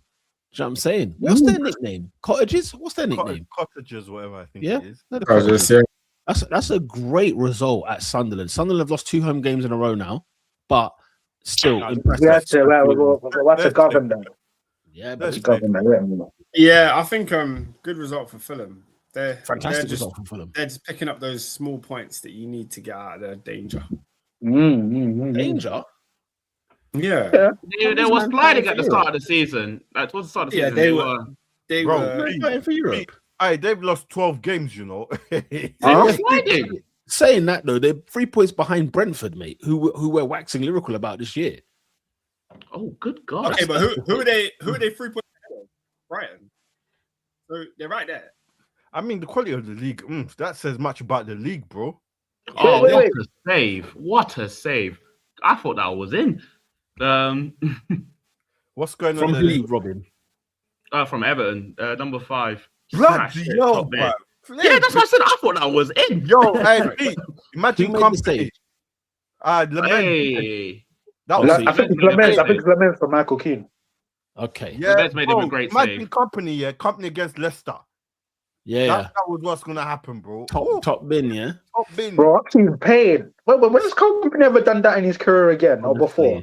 Honestly. Yeah, That's them ones where it's destiny. It's just destiny. it's destiny. You know what I mean? Yeah. It's just destiny. And then United missed for like 2 yards 5 minutes later, but Yeah. Okay, let's get into it now. Yeah, the awards of the week. Let's go with the goal of the week. What was the best goal this week? Can I give it to Gyökeres' first goal? Gyökeres, bruv, are you mad? Are you done? Really? Glock 9. that was a great finish. It was a great finish, man. Fair enough, man. It was a good goal. Was there nothing Gyökeres, else? I tell you what, Iwobi's goal away at Sunderland actually. Yeah, do you know what? That was a nice, not better than That was a Gyökeres. nice finish. Yeah, Nice. it's a nice finish. I guess give it to the Gyök then. I guess. Bloody hell! There's been nothing but corners to Everton. Nothing but I'm corners. telling you, bruv. Peter, Like David said it on cue. As soon as Mazraoui come on for who and Burma, yeah, then you knew it was going to be backs to the wall. But he's put on Beto as well. He's put how many minutes left? 8 or 7 minutes. Okay, so it's the final 7 minutes to go. That's like a 13-foot strike force, you know. Wait, is that plus added time or 7 minutes? Better than Barry. 7 minutes till 90. 7 till 90, bro. Add another 7. Add another 7. I was watching the rugby this weekend, yeah. Whoa. To save all this added minutes, bro. When the boys out of play, stop the clock. Nah. Make a football match 60 minutes. I'm with David. Half an hour. Yeah, 90 minutes is low. The game has to be shorter because I'm Make it an hour. I'm with you, David. Do that at Brentford. Try that at Brentford, and you'll see. No, but what I'm saying is to save all this added minutes, this time wasting, bro. We're getting 90 minutes, bro. That's my point. We're getting our 90 minutes. The clock stops. All right, cool. Yeah, but have you seen the actual statistics of how long the ball is actually in play? Yeah, it's like 60 minutes anyway. It's scandalous. Which by that's a rip-off. The amount of money we paid to watch football matches that's is a what I'm rip-off. saying. Don't you talk. Look what your boys do. Yeah, look at your flipping team. Your team are the worst corners for this. I'm the first. There was a report from the Athletic that said Arsenal take the most time to restart the game from corners. You're like by far more than any other team in all accumulation of the league. The Athletic. Don't forget the throw-ins. They're conveniently 10 miles away from Ben White. Don't forget that bit. The Athletic will know which girlfriend that Arsenal fans are talking about when it comes to Gyökeres' chant and where she was from and where she studied. This is the Athletic is bonkers, mate. I'll never forget Stamford Bridge. I saw Yuri and Timber wasting time in the first half. I've never seen that before. Listen, I'm the first guys to tell you. I'm the first to tell you I hate it. Stand Arsenal. I hate Arsenal. It cost us against Wolves, though. Yeah, it did. And that was all on you, lot. That was all as well. I'll have no complaints. Concussion protocol. Guys, I hate it. Yeah, I hate it too. When karma happens, I was like, yo, that's it. It is what it is, isn't it? But yeah, goal of the week, Glock 9. Goal of the week, Glock 9, Gyökeres against Tottenham Hotspur, standard. Player of the week. Eze. Not Glock 9. Eze. Because the Glock had a great performance. Black I'll tell History you Month. what. Black History Month, still. Black History Month, yeah? Okay. Also, speaking on Black History Month, right? We didn't discuss this. As a celebration for his second goal, man did the This is why he needs to get it, bro. Player of the week. Player of the week. Can we agree it was a bad Spinaroonie? It was horrendous. It was awful. But you know what, Oscar? But the thing is, the fact that I knew what he tried to do is enough. Yeah. It's enough. Nobody would have thought. Think about it. Booker T with the dreads, Ezra with the dreads, on his back doing the Spinaroonie because he scored his 5th goal against Tottenham Hotspur. Nah, leave me alone. He didn't. He needs to emphasize the fact. He needed to do that. He didn't give it the full call. All-time Premier League. It could have been an all-time Premier League moment. That would have been an all-timer, but Ed's got more goals against Tottenham than Tottenham have had wins this season. I'll let that one sit with you. Ooh, God damn. He's got more goals at Tottenham Hotspur Stadium than Tottenham have wins this season. Yeah. Peter, I do audacity to want to present Areola of West Ham. You know, how dare I? Eze, man. Areola of West Ham. No, but massive saves. Yeah, bro, in the mire. AD, I hear your point. He had a blinder against Bournemouth. I'm goalkeepers union. You know me. Yeah. He had a blinder. But, you know, Eze is the player of the week. Standard procedure. To do it against Tottenham again. Filthy. Team of the week. Oh, we can't give it to Arsenal because they play Tottenham. Yes, Tottenham. I'm going to give it to Arsenal. You've got Brighton beating Brentford away. You got Fulham winning at Sunderland. Take your pick. Fulham. Because if I tell you this right now, if Forest had won against Liverpool, I would have given it to Forest because of the performance was outstanding. But they lost. I think the Premier League was kind of meaty this weekend. You know. Mm-hmm. I think because my honest answer is Arsenal. I think it should be Arsenal. Nah, mate. Listen, it can be Arsenal. I was playing around, but yeah. Oscar, it's 3 point late, man. We've won 5 derbies, North London derbies in a row. Oh, a second ago. It's a derby. It's a derby. You have to. It's a derby. It's so important. Get out. It was more impressive that Fulham went to Sunderland and scored 3. Adrian, do you see how Peter plays the side of a coin to get his argument across? Do you see that? An hour ago, the derbies could go either way. We studied comprehension in school. We all study comprehension in school. It's about making a case for both sides of the argument. You remember the anthology? I don't know if you know. What is your argument? What, limbo like me? One example explanation. How can you them thing there? Do you know how much I learned studying of Mice and Men? I don't think you understand. To Kill a Mockingbird. I don't think you understand. To Kill a Mockingbird, man. What a play. Hey, what? Is that what they're dealing with at Northwest? Bruv, in school, blood, they put me in a web. They spun me in school. Right, the prejudice attempting there. Well, books in the literary canon, yeah. First of all, it wasn't even in Northwest, like it was in Harrow, innit? Even more. You think I was getting that in Northwest London? You must be at your damn. What capital city? Listen, those postcodes. Bro, you're looking at nines, best of nines, analyzing it. Yeah, we're looking at scraps and best of nines in London. These great hits. CR. I'm like, what kind of postcodes are these? Robin, what's going on at Hill Dickinson? Any last minute drama? Wait, team of the week, guys. Team of the week. Come on, team of the week, quickly. I can tell you that there's another corner.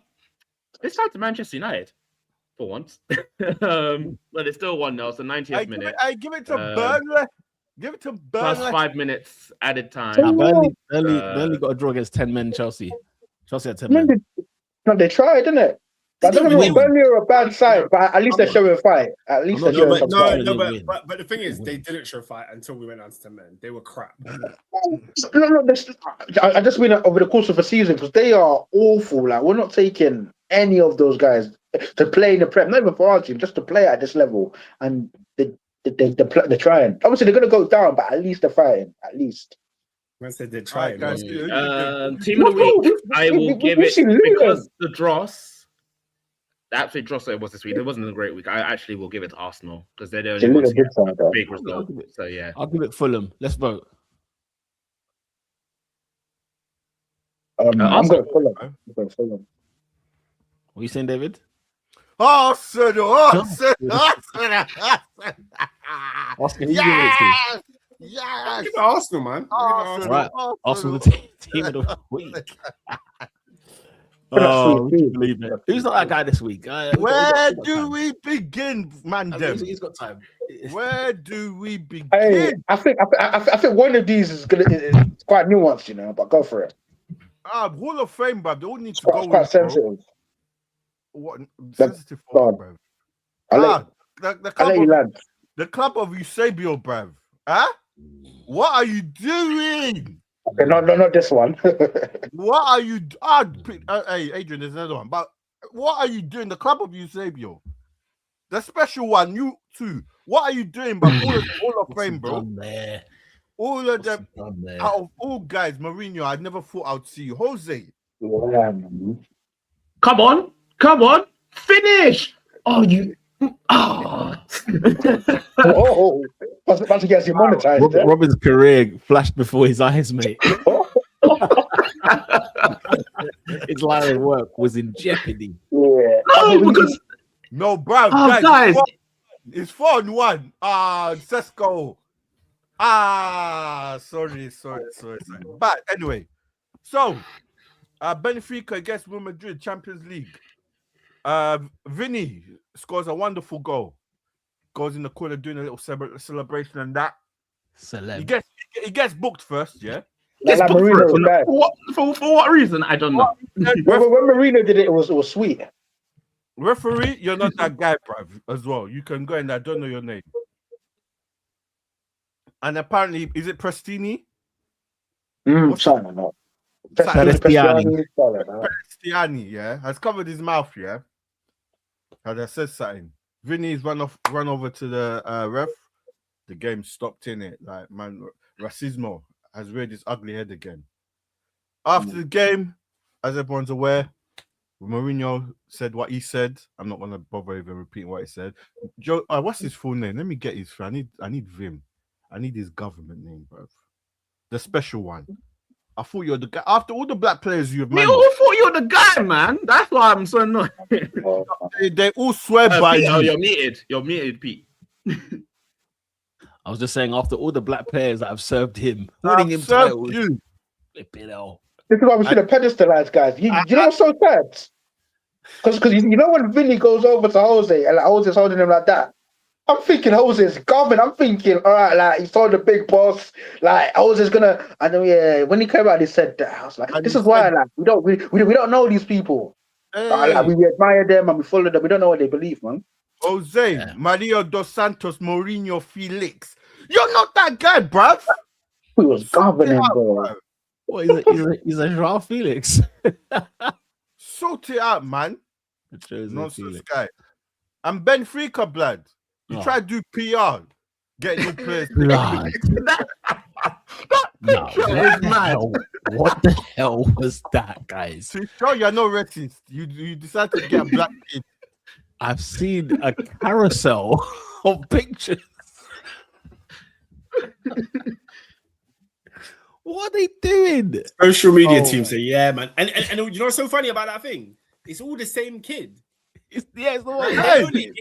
It's not like they found hella black kid. They found one black kid and said, all of you, man, get in the photo now. Round now. There's only room for one of you. And smile. He's going to be on a squad photo next as well. He's going to be. So, Hall of Fame. The next season. Hey, Hall of Fame inductee. Retire for him. You give him Silvio's number. Sport Lisbon, a Benfica. Wait, don't finish it there yet. Wait. There's one more offense they've made. UEFA ban Piristiani, right? I was coming to what they do now. And then Benfica have appealed the ban. Wow. You're not that guy, bruv.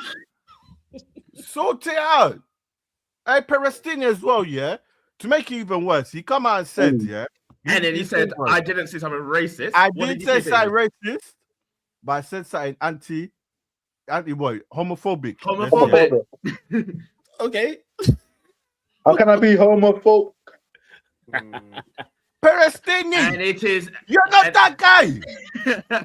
Man said I wasn't racist. I was just being offensive to gays. Oh, okay, fair enough. It is full time at Everton's grounds. What Manchester United Hey, won. put the hill dick, bro. Isn't it, man? Say the name properly. I'll get you. Properly. Get it right. He said it just right. The Everton Stadium. Yeah. Excuse you. Guess what? We'll talk about UEFA, so UEFA rules apply. The Everton Stadium. Thank you very much. So they call it in Europe. Well, what's Arsenal in Europe? Yeah. Exactly. Since when we're Everton in Europe? Hello. Mikel Arteta was the captain. They are part of the UEFA alliance. There you go. I remember when Ashley Williams was fighting. Was it Marseille fans? Leon. Leon. That's it. I need That was to a dark induct time. someone else. So we've inducted Mourinho, Benfica, Perestini can go in there. Kattenberg, you don't deserve it. What did he do? You're in the lower class. You're in the lower class. So if you try to say, Vinny was provoking fans. When you celebrate like that. When you celebrate like that, And the fact that Alan Shearer, I think was it Alan Shearer? Yeah, Alan Shearer's on Prime saying, correcting man. Hey, bruv. It was a long day. It was a You know, bad pick up the allies, man. Danny Murphy was speaking sense as well. So live on air, First time tried for everything, to back the thing, but tried to back the racism, and then Shearer pointed it out. Yeah. He can't appear on Prime again. That's the last episode. Who? He can't be on Prime for Klutz. He can't. What's he doing there in the first place? I don't need insight on ball. Why are we giving referees airtime? He was recruited. Yeah, let's start there. He was recruited by Nottingham Forest. I hear it, Oscar. As a referee analyst. As a referee analyst. We're giving Charles Robinson a podcast. Guys, have we got any more sport ones there? I need to move over to another series. I got a couple more. What's it called? Yeah. I got a couple more. Can I give a light one? Absolutely. Some levity is needed. That was a heavy one. I want to give not that guy to a Chelsea legend. This week, John Terry needs to receive not that guy because he's doing too much. Like, he's doing too much. So, obviously, on Twitter, there was a Van Dijk, John Terry debate, going on Twitter. Let Twitter debate Twitter. This guy gets his phone out and starts reeling off his stats. He goes on the internet and goes, I see people debating this, but what people have got to remember is, I was in the team that did this, I did this. I don't know, brother. We're defending you. Chelsea fans are defending you. People are defending you. You don't need to be in the crowd with the peasants. But Oscar, and then today. No, Peter, you know what, Oscar? I kind of hear it. It's not over. I open up YouTube. I see a YouTuber, John Terry, versus 20 fans. 20. And they're all sat there questioning him on how he was as a player, and he's defending his career. I'm like Zach Jaleb, you know? You're supposed to be. Do you know what? A Hall of Famer. Maldini, you're gone, Peter. This doesn't surprise you, surely. This is the massive tool that parked in the disabled bay. We'll park that for one side. We've all been there. This is the same guy. Wait there. This is the same guy who slept with his teammate's wife. Can't back it. Can't back it. The third thing, he called Anton Ferdinand a Black Sea next Tuesday. Allegedly. And finally, no. What's an allegedly disgraceful human being? And you know what he said? He said when the camera picked him up saying it, he said, "No, I didn't call him a Black Sea next Tuesday." Imagine that. He said that's what the camera picked up. He said, "What? I didn't call you a black." Why would you repeat it? Like, why? If that's your legitimate argument, why would you repeat the thing that you're not supposed to say? That's actually like, imagine, what's my man's name? The Benfica player. Imagine. No, I didn't call him monkey, but I called him. I didn't call him monkey. But I called him. And then on a much lighter note, that's a manslaughter. He went for manslaughter there. This was a man who was banned from the final because he got sent off against Barcelona. Chelsea win the Champions League, and he turns up in full kit. I don't. First of all, everybody gets onto John Terry for that. Oscar scumbag. Would look stupid in a suit. Go look at. That's the one time where I'm like, that is actually what you should do. No, you shouldn't even be holding the trophy, bro. You want to come from the game. Don't be ridiculous. Don't be just because you don't like the guy. Let's not be unfair. What do you mean you should hold the trophy? Ask Robin from the game. Ask Rob. Yeah, first of all, he was banned. He shouldn't even be there. Don't be ridiculous, guys. He's not allowed on the pitch. Wait there, Oscar. Oscar, wait there. Robin, Roy Keane didn't make the final in '99. Darren Fletcher didn't make the final in 2008. Guess what? I didn't see none of them in full kit. I saw them in suits. Take them and walked off. Yeah, that's how it started. And that's the most miserable sight you've ever seen. No, it's not. He won the Champions League. It is. No. The sight, because there's a moment where all the Man United players. Miserable is putting in your full kit. Wait, was Scholes suspended or was he injured? Scholes and Keane. I don't know if they were injured. Scholes was suspended. Keane was suspended. And then they give them the time. Fletcher was suspended. It weren't Scholes. Fletcher was suspended. No, I'm talking 99. But Scholes is in a suit as well. I think he's injured. I think Scholes is injured. No, he's suspended. He got suspended in the semi, just like Keane. I only remember it being. Guess what? We still won, so I'm not complaining that much. What does it say about their legacy? Hey, Oscar, they're you Champions League can't winners. rock up to- You can't rock up to a party you They're weren't treble invited winners. to, and then go ahead and wear full kit, fancy Alright, dress. guys, Man, have we got So any he more? said, I've got he some more. said UEFA mandated that anyone lifting the trophy, all the players had to be. he wasn't allowed to lift it. He He wasn't in the lifted final. He lifted it with. No, but I'm saying he's not allowed to. He's not allowed to lift it. He wasn't in the final. I think Alright, that's guys, nonsense. Anyway. I got another one. David, off you go. Infantino. Oh God, what now? What Huh? have you done now? What has he done now? Guess what? He's on the board of the IOC, yeah? And you know what the rules are? The Olympic Committee. And you know what the rules are? You're meant to be politically neutral. And where was this seen this week? On the board of peace with Donald Trump. I'm telling you, I'm giving Fever this. Fever and Infantino. You're not that guy, bruv. The stinker. Hey, David, keep going, man. Let's go to the royal family. To the royal yo. family, because hey, we can't. Robin, I'm sorry, sorry. Robin, we can't touch that one. That one, I had it, but I just No, guys. Robert gave Not the now. peace sign. we can't touch that one. No, you know how bad it is, yeah. When Can I just say, yeah, hey, the king has to say, hey, the law has to run its course. Hey, you're done. yeah. When the You're king done. says the law has to run its course, I've had the law over. Oh, you're talking about my man. yeah. That's what I We'll leave said, it, we'll leave guys. Can I Leave just, it. Robin? Can I just say this? Yeah. Let Can the I just law say run this? its course. Can I just say this? Yeah.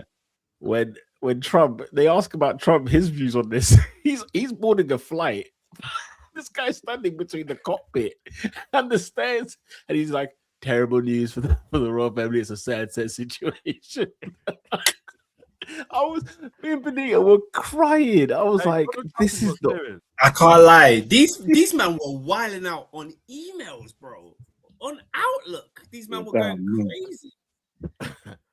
Bro, the wife was moving mad. I understand, like, if a group chat got leaked, there's some crazy stuff. You know what, Something. moving mad on Gmail. Do you know what I'm saying? Hey, hold AOL. on. Hey, Robin. So we can't touch my man from Camden. No. Even I him, am we can't touch I am staying back on this Oh, conversation. yeah. Oh, This yeah. I'm one- staying back on this conversation. Mr. We can't Mr. touch it. Mandelson. Mr. We can't Mandelson. touch it. We can't touch it. We have I'm to not. let's talk I'm about saying Mandels. clear that conversation. We Thank you very can't, much. bro. It's government thing, cuz. It's government thing. Oscar, you know, there's only so much room. There's only We have to do it on top for extra. It's not about extra time. A late night show. He What got about the bagged. Arsenal fan? What about the Arsenal fan who's about to get impeached? Late night extra time. Like that, excellent. Late night extra time. All right, cool. Guys, let's leave the sport. Now, I need to go to yesterday's shenanigans, yeah? Yeah. The BBC! Bring yourself British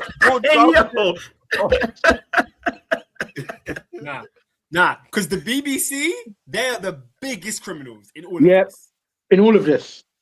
Peter, do you know what happened? No. So, Yeah, let me don't explain you to know? you. Let me tell you. It's the BAFTAs, yeah? Oh, okay. It is the It's BAFTAs. the BAFTAs.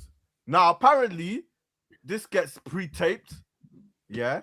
And it Okay. gets aired 2 hours later, apparently. This is what I've This been is told. facts. This is factual. Yeah, this is factual. So, what is going on? Delroy and Mr. Who's the other one? Michael B. Jordan. from Sinners. Yeah, from Sinners. Two black Uh-huh. men. They're on stage presenting an award, yeah. As their thing, someone in the crowd decides to scream out, "Ninja!" Oh my god. Yeah? And BBC left it on air. It is tape delayed by 2 hours. Oh my god. Two, not even So- 10 seconds. Two. So one of the Let me films. finish. Let me finish. Okay. Let me finish. Yeah. Then someone comes later on. I think it was the presenter of the show. I think it was the host. We apologize. Someone, Oscar, I'm assuming about to say one of the guys was a actor from one of the films in it. Yeah. Yeah, and he suffers from Tourette's. Is what was Okay. given. Okay. And it seems his one is a racial Tourette's. because he screams out. Sorry. No, but it's a thing though. It's a thing though, isn't it? It is a thing. It's a thing. It's a thing. Right now, it's not racial Tourette's. His one seems to be a racial thing because no, but apparently you said other stuff throughout the show as well. Like it was so what I know someone that actually has like racial Tourette's. It's a mad thing. It is a mad thing.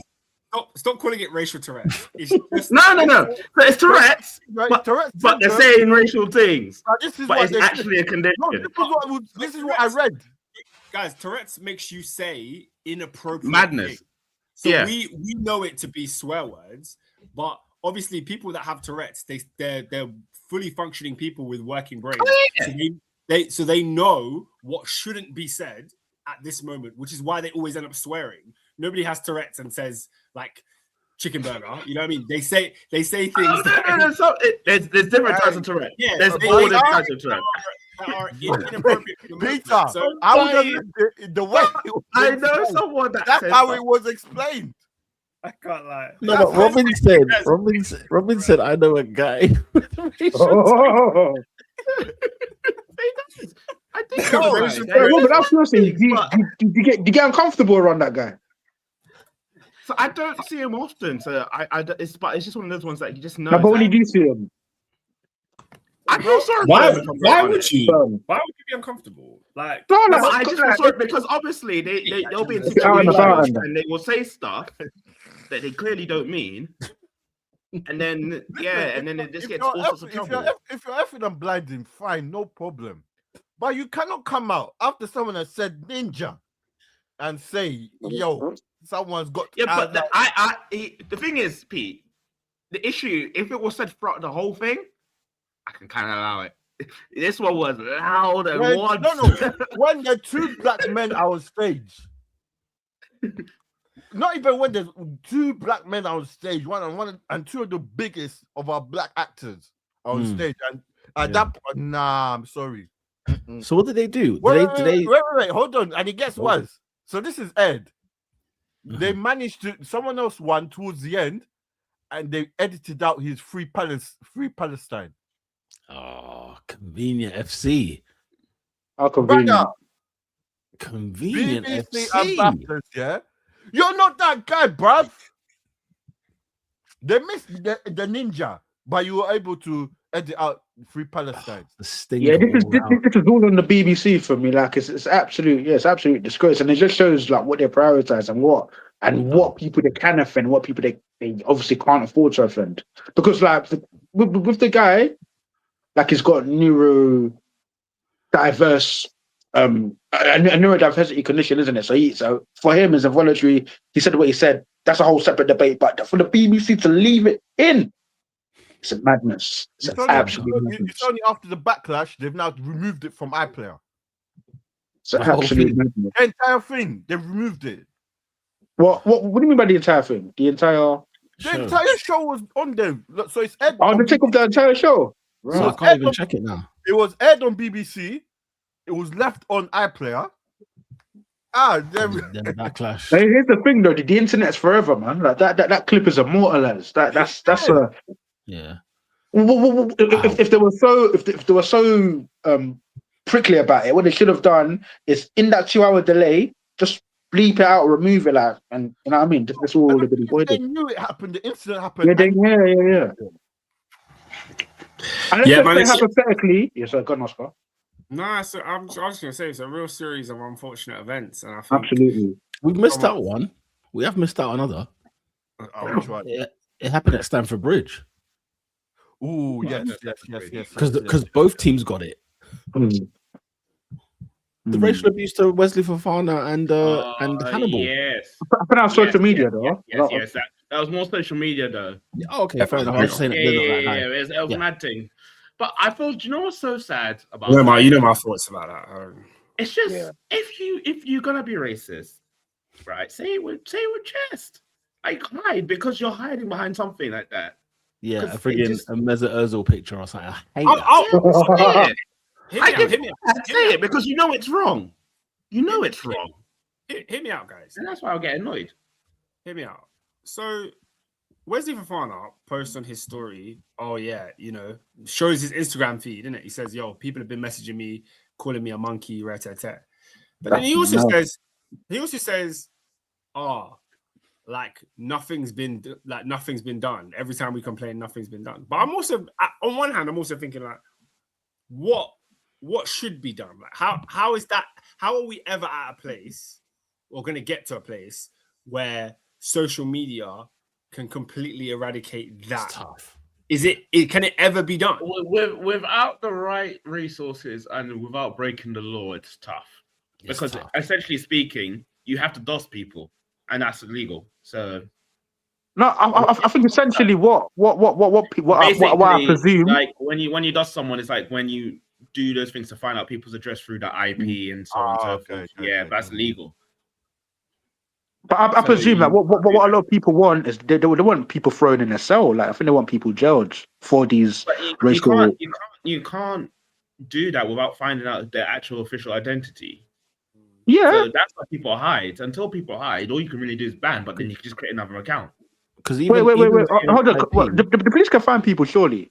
But the same IP address, it's a case of, well, you go into a house that has 4 people. Which one of you is the one that done it? Like it'll be a particular device, they'll be able to work it out. I guess you're probably right, AD. To be honest, you're probably right. That they could probably work out EMI numbers and all that kind of stuff. All that, man. You're getting into the privacy. Yeah, that's what I said. It's not legal. So those things it's just mad. So no, because didn't the boy call Saka a monkey and then he went to court? Yeah, but that was found out because people on Twitter did it, not the police. Really?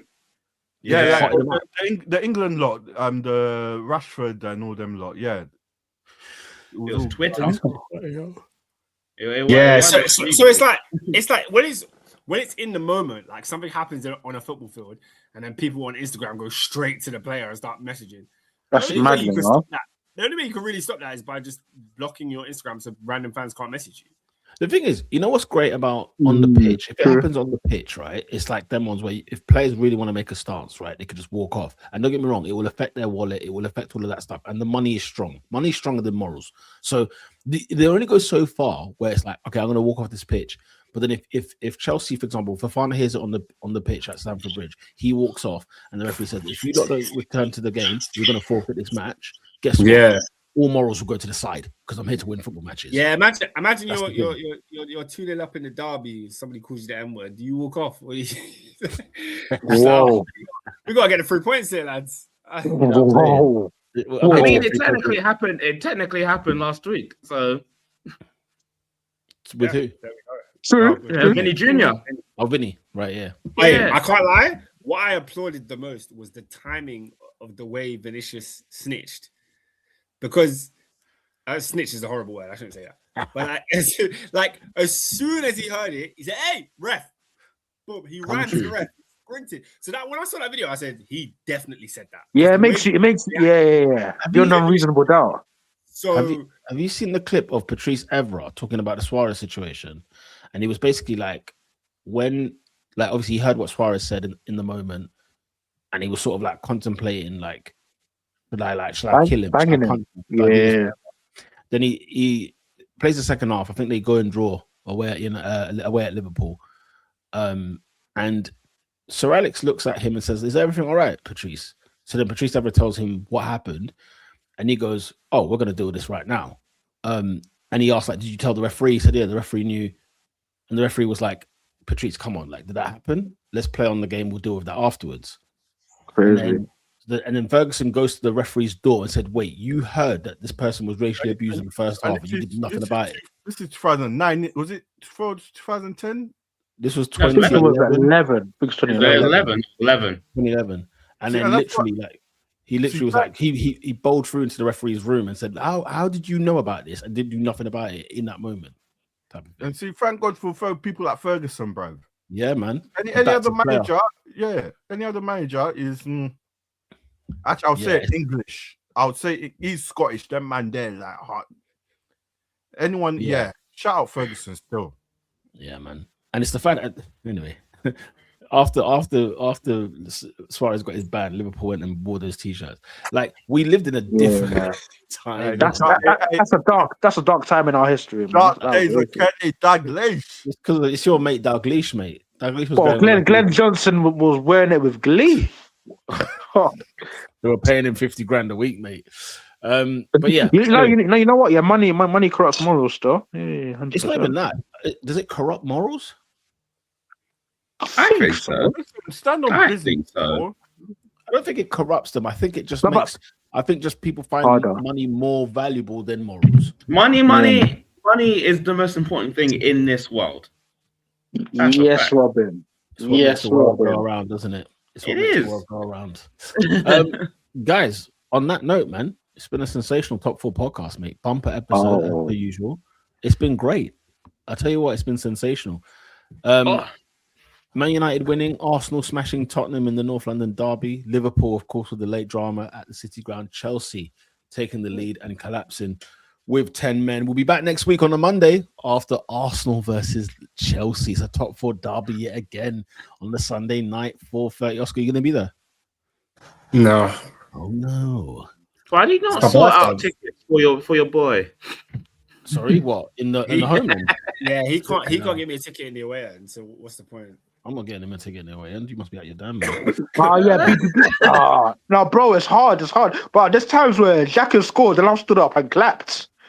Oh, it's dark. Yeah, blood. That's real, bro. I'd rather not go to the game than be in the Guys, I've never sat in a homeland of an op. I can't do it. Yeah, you can.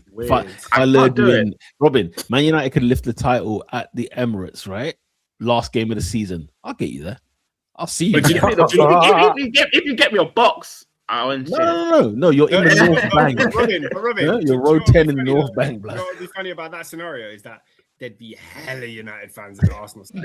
Yeah. To be fair, yeah. You might have a fighting chance. To be fair, but blood. I'll tell you right now, Sellers Park is our last game away. Is our last game of the season away at Crystal Palace. 15,000 Arsenal will be there. No, but Peter, they'll be able to sniff you from a mile away, man. They'll be able to say, "Yeah, Palace." That's not even bad because Palace fans will be selling it to us. Palace fans are going to turn up there to ticket tout. Let me tell you now. Of course they would. Of course they would. Fortune. Bro, that's you think I'm going to pay what? The opportunity to possibly miss out on 250 quid to watch Glasner do his final lap at Crystal Palace. Oscar, probably north of that. I reckon he could go for like $1,000. To see Arsenal lift up for the first time in 22 years. AD, I've got 2 guys from the Holmesdale end, $2,000 per ticket for the last. Yeah, mine are standard.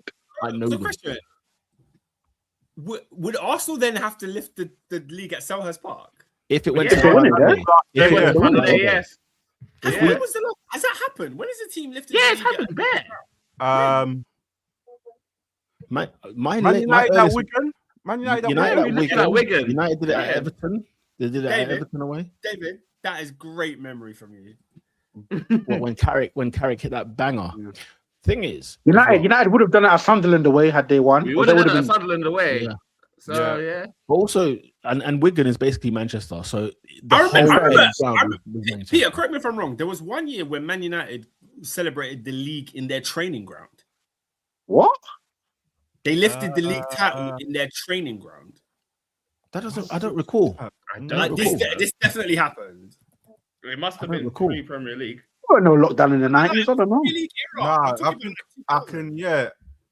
Let me see. Training ground. Yeah. Wow. Was Oscar talking about the Busby Babes? I think it was one of them ones where the other team had won, and then they basically, so the other team had lost. Or maybe Arsenal lost the game. So they maybe I've made this up. But I remember it from no, it's 2000. not happened. It's not happened. I remember they won the league at Goodison. They lifted the trophy at Goodison. Mm-hmm. They lifted the trophy at Wigan, as you rightly said. Oscar, do you think it was a Vardy? Now maybe they all congregated there, and they won it there, so they all celebrated. So you remember the celebrations? So they did a lift. They did a trophy lift away, and then probably went back to training ground and then did probably there. Yeah.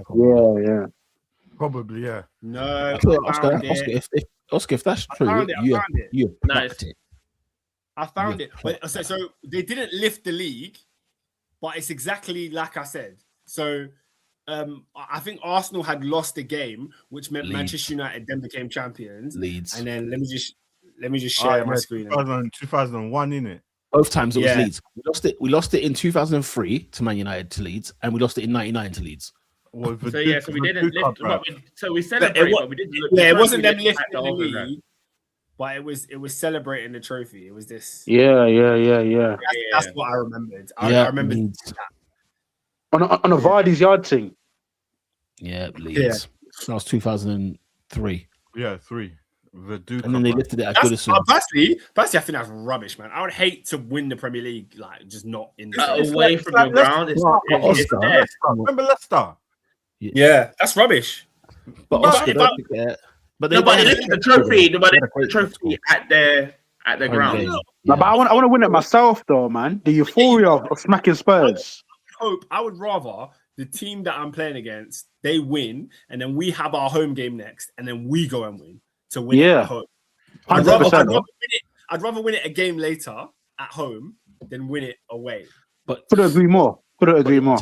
I'll tell you what though, winning the league at White Hart Lane twice, winning it at Old Trafford, winning it at Anfield, and winning it at Stamford Bridge, I'm telling you right now, there's nothing that takes it away.